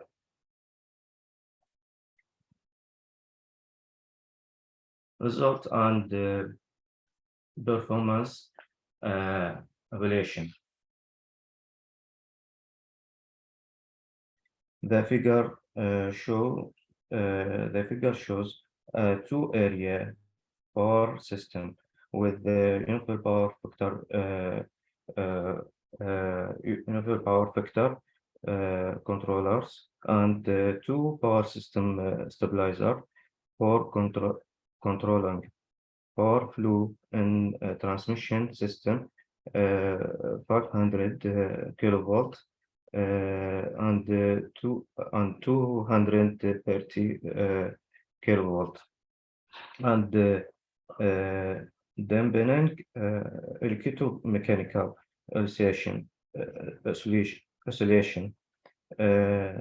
Unified power factor controller is utilized when the system is arranged in a loop mode with 5 passes linked by 3 lines and 2 transformer banks of 500 kilovolt and 230 kilovolt, transformer 1 and transformer 2. We are expanding a scenario in which only 2 of the 3 transformers are accessible.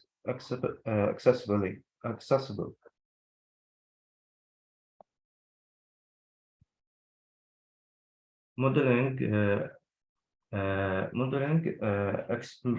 experiments. Case study 1 and coordinated designed 2 power system 2 PSS and UPFC controller simulation. Big oscillations will appear in line power after a fault, and this power will reach 650 megawatt in unstable state, and these oscillations will dump gradually about 565 megawatt after UPFC controller starting and stay at the sum value after 6 seconds. Until end of iteration at 20 seconds, and this power will stay in unstable case, as shown in the figures. The oscillations illustrate the final results.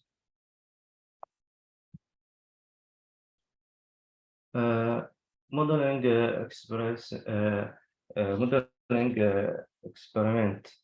experiments. Case study 1, uncoordinated designed two power system stabilizer and unified power factor controller simulation. We can see from the speed wave that the effects of the oscillations on generators G1 is bigger than G2 because of low load after controlling start. The solutions will damp and stay in unstable state. 0.006 to minus 0.006 for G1 and 0.006 to minus 0.006 for G2 because of different generation the oscillations are shown in figure. Model experiments. Case study 2 simulation. Results of coordination design to PSS and UPFC controller. The figure shown the good dampening of inter area oscillations between two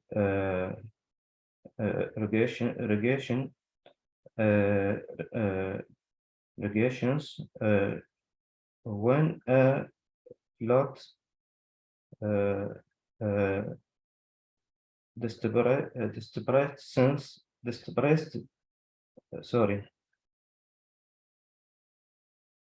disturbance is applied 0.1 to 0.2 second.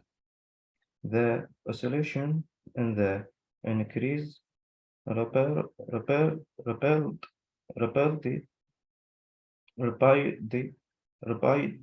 rapidly 650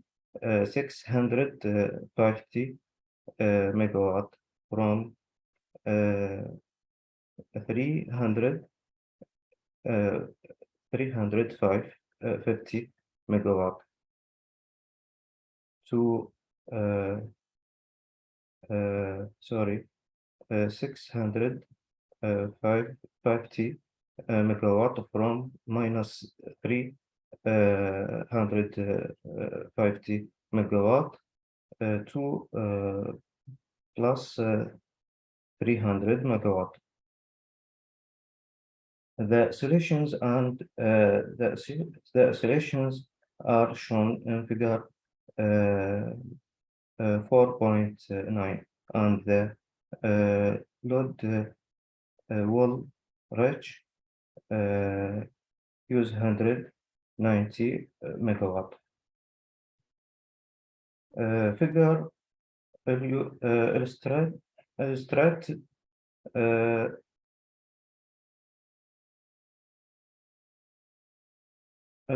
the speed division has oscillations were affected by fault occurring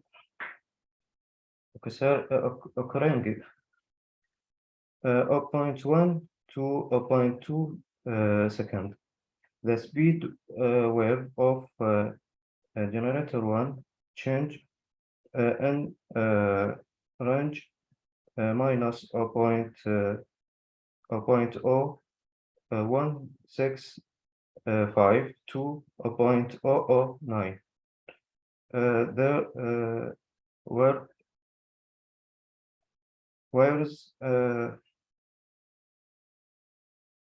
where's G2 changing in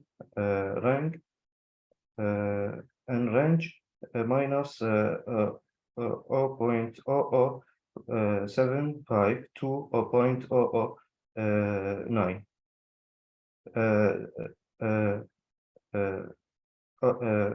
Minus 0.0075 to 0.008.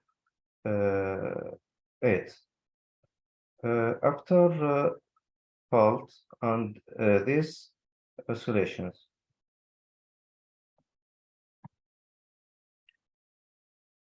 modeling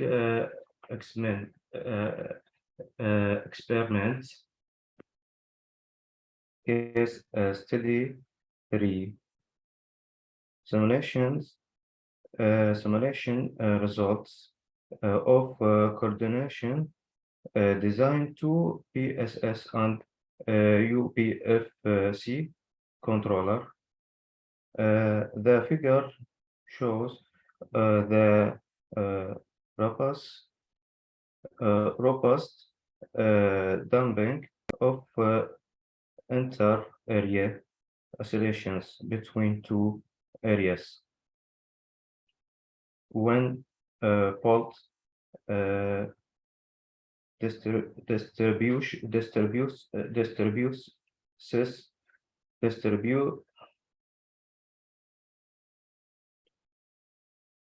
disturbances applied 0.1 to 0.2 seconds. We can see the oscillation in the real power wave where it increased steadily at 650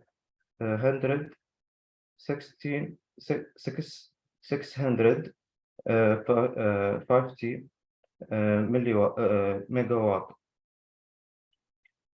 from minus 480 megawatt to 200 megawatt. At this moment, the controllers will start to damp this oscillation, and then the wave reach 4.2 seconds. The controllers will mark those oscillation to be 0 and the load will reach minus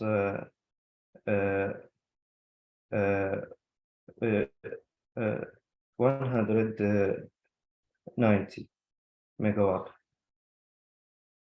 with no oscillations, and the system will be stable. Conclusion.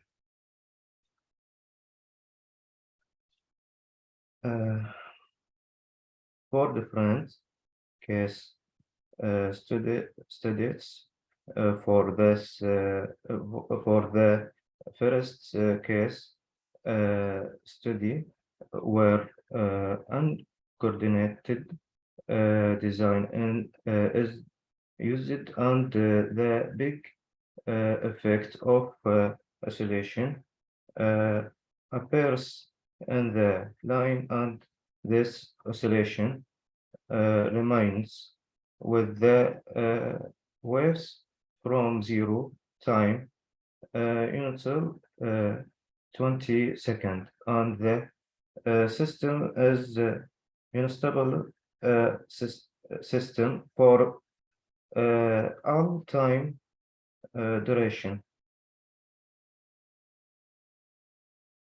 And when applied a second case study coordinates design 2 PSS with the UPFC, it can be shown the fast damping of this oscillations that occurred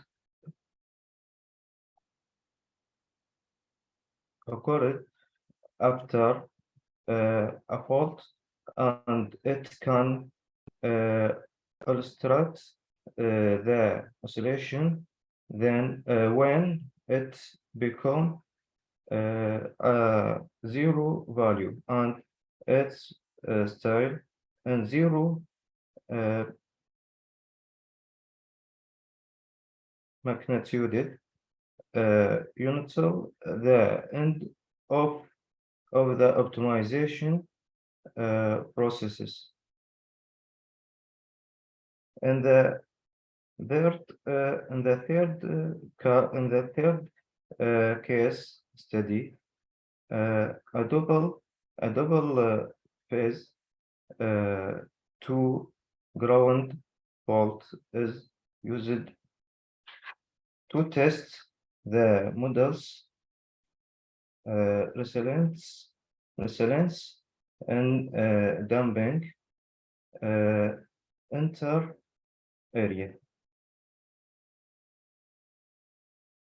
oscillation and the good damping of oscillations caused by the double fault, which will take longer than one phase fault. Another circumstances the test is the fourth case study where used the fault duration 200 millisecond from 0.1 to 0.3 second, and in this test it can show the robustance of model to dump these oscillations in rapid and good Y and max the oscillations and zero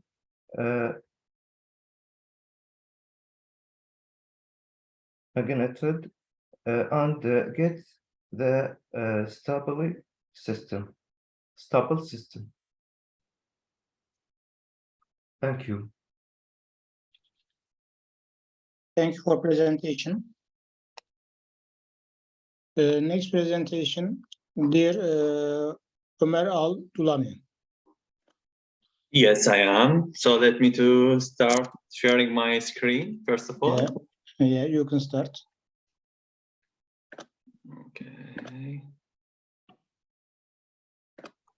So I hope now it's clear. You can see my slides? Yeah. Great. So first of all, good afternoon for all the participants. My name is Omar Mohammed Kodayer. I am from Polytechnic University of Bucharest. Our presentation for today is talking about the implementing a 3GPP, the code division for non-orthogonal multiple axes in the 5G system.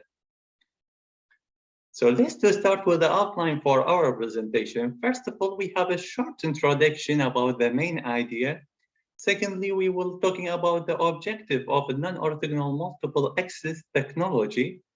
Third, we will talking about the concept and the standardization in the 3GPP. After that, we will have a development of the non-orthogonal multiple axis technology. And in the third point, the fifth point, we will have a various NOMA code sequences designs dealing with the Welch sequences, the Grassmannian sequences, the sequences based on the sparse, and the use of the expansion and the scrambling. And the last one is gonna be the scheme with the interleaving. After all these schemes, we will have the features of that implementation for the NOMA schemes. And after the features, we will have a conclusion about our work. So let me to start with introduction. So as we know, in the multiple access technologies, there are one of the key technologies that contributed to development of the wireless communication systems. As we can see from that figure, we started with the FDMA, frequency division multiplexing, and after that with the TDMA, with the code division multiple access, and with the OFDMA, it's mean that the orthogonal frequency division multiple access.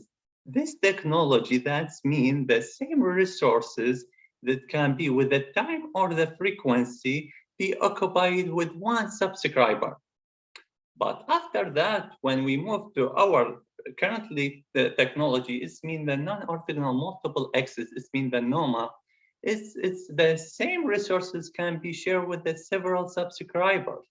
So that's leading the technology for some benefits, so that it's promising the solution for the further development of the wireless communication network, especially in our current in the 5G, and even we can extend it for the 6G.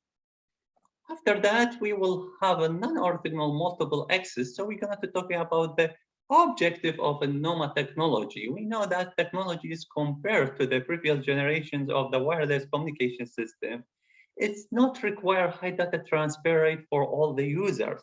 And that's leading to the offering an effective solution compared to the orthogonal access system, and it's mean the OFDMA.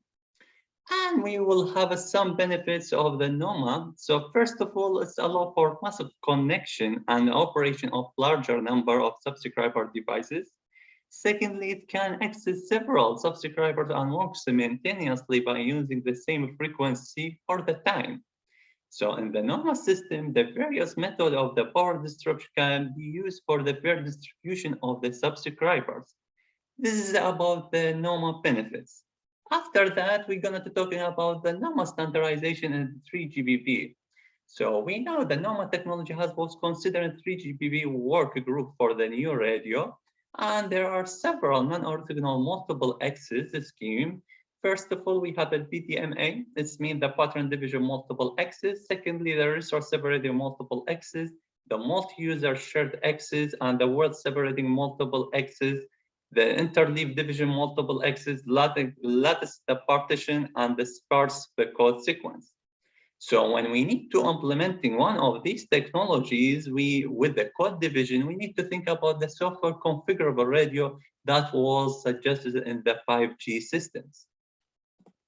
After that, we will have the structure of the transmitting side of the new radio system that is generating various type of the NOMA signal for the uplink. So here we're going to be talking about the uplink side.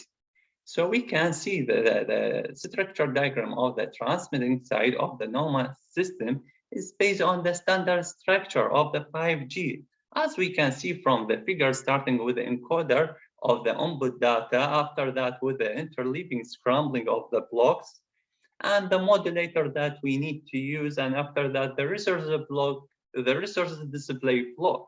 So here we have the diagram of the transmitting side of the NOMA, and as I mentioned, we are talking about the uplink side.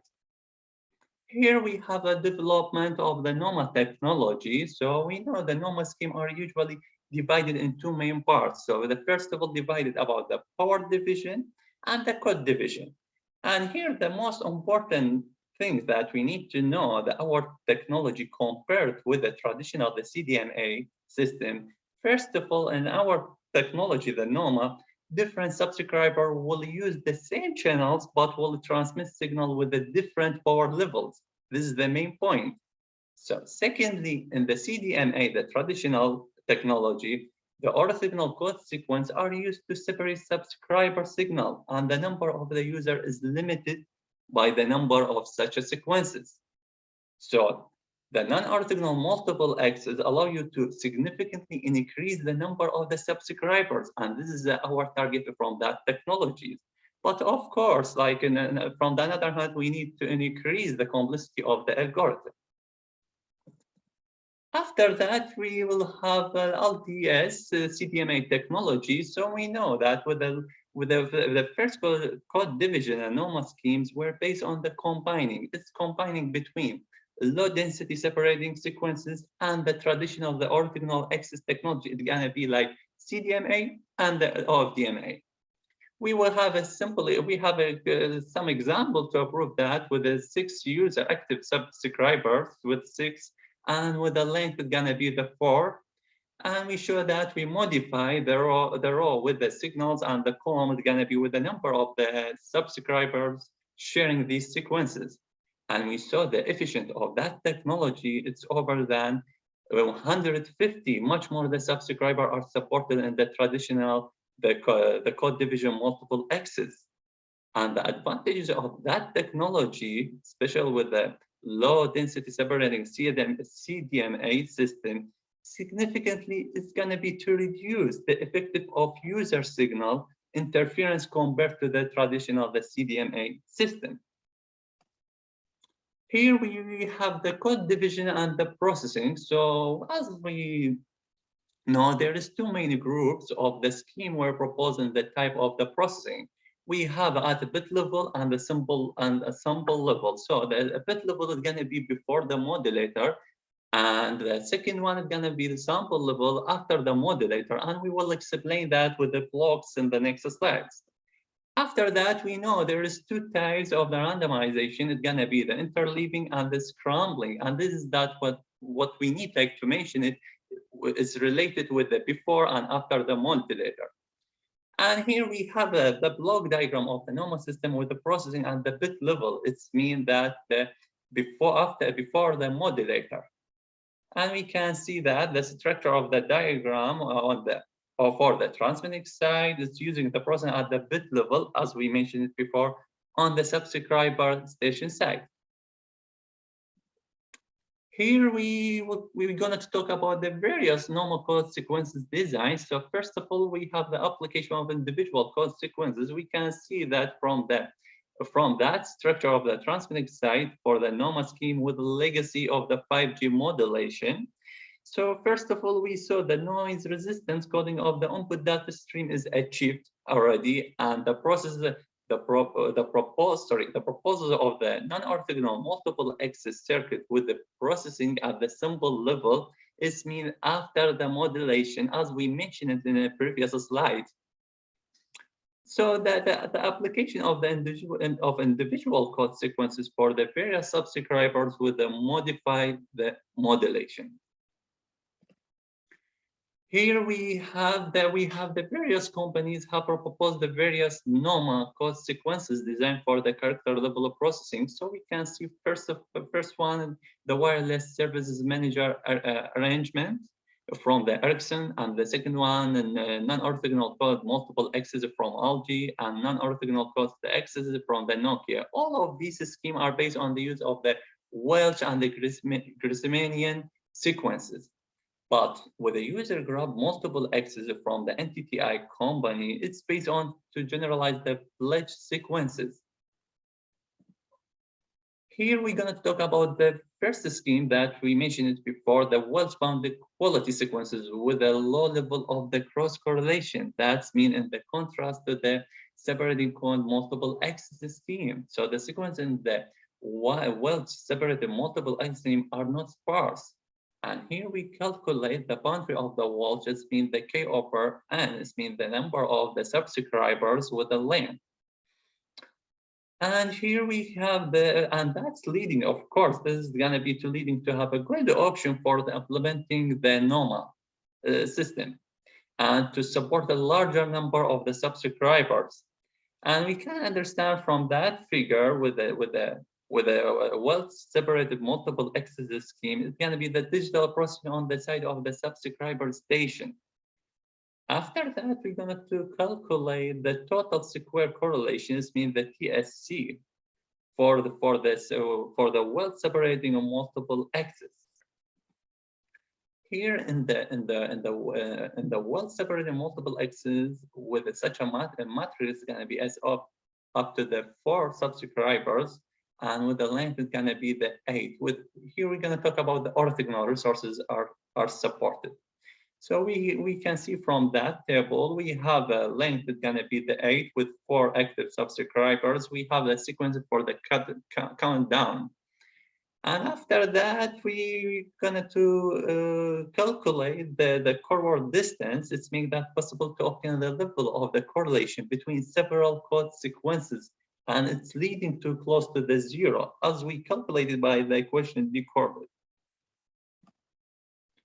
Here we have the NOMA diagram using the Welch sequence, and can also be used to generate the Welch-bound quality sequences, and where are the cross-correlation coefficients. So there are for a different optimization parameters, the TSC and the mu and the decoder, the film structure is going to be with the gamma determinants is obtained.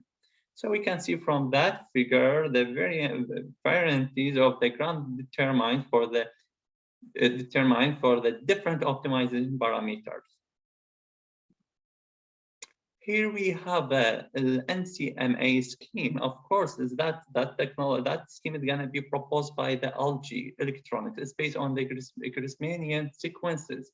So when we generate such sequences, more strict optimization is used compared to the well-separated multiple axis scheme. And that the set of the Grassmannian sequences is defined as set of the complex matrices of dimension, as we calculated by these equations, the number 5 and 6.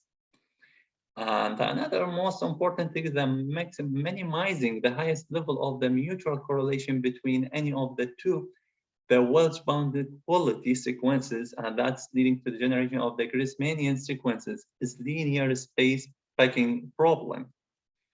And we modified by the blocks diagram from the structure scheme of the NOMA. It's using the sparse pattern and modify with the 5G. Here we have this type of the NOMAs include the SCMAs, mean the separate code multiple axis scheme proposed by Huawei. So when we forming the group signal of the subscribers and the CSMA scheme using special templates, and it's leading to the zeros are added to the code sequence, and as a result of which is sparse signals are obtained. So in this case, we can see from that matrix, the SCMA scheme use the codes in which is number of zeros in the same of each template. And we saw the efficiency of that technology, as we mentioned it before, it's going to be over than 150. And the schemes, the sequence of the element in these non-orthogonal multiple axis scheme can be selected from the complex procedure. Here we have the Qualcomm proposal for the RSMA scheme, in which when we expanding a symbol and individual short expanding sequences used for each modulated symbol. So in RSMA scheme for the formatting of a group signal, short code sequences are used together with a long one. And we can see that from the figure, as we mentioned it before, here we have the input, and it's going to be with the encoder, and we modify the modulator. So this is the separating and the scrambling. It's going to be after the modulator, not before. And this is why we're using the character level or the sample level or character level. Here we have the interleaved map multiple axis scheme from the Samsung. And we have the block diagram of the NOMA system with interleaving and adding the zero element at the symbol level. As we can see from that figure, and this is the structure of the scheme of the NOMA with interleaving and addition of the zero elements. Here we have the features of implementing the NOMA schemes. So the first of all, considering the classification of non-orthogonal multiple axes have a different advantages and the difficulty in the implementation. Secondly, basically all these circuits are intended for use on the uplink from the subscriber station to the base station. Third, to implementing the popular SCMA scheme is complex signal process algorithm on the receiving side, and the complex code bugs on the transmitting side are required. And in the LBMA scheme, the code algorithm overlooked the most significant problem in the implementation. And this is the main point currently. And the last point for our features is going to be the 3GPP standardization. Participants note that need for additional researcher provide the sort of the normal with the code separation for the other scenarios. Here it's our conclusion from that work. So first of all, we are working to propose they use the technology for non-orthogonal multiple access. If it's not in the 5G, but we will extend our researcher work for the 6G.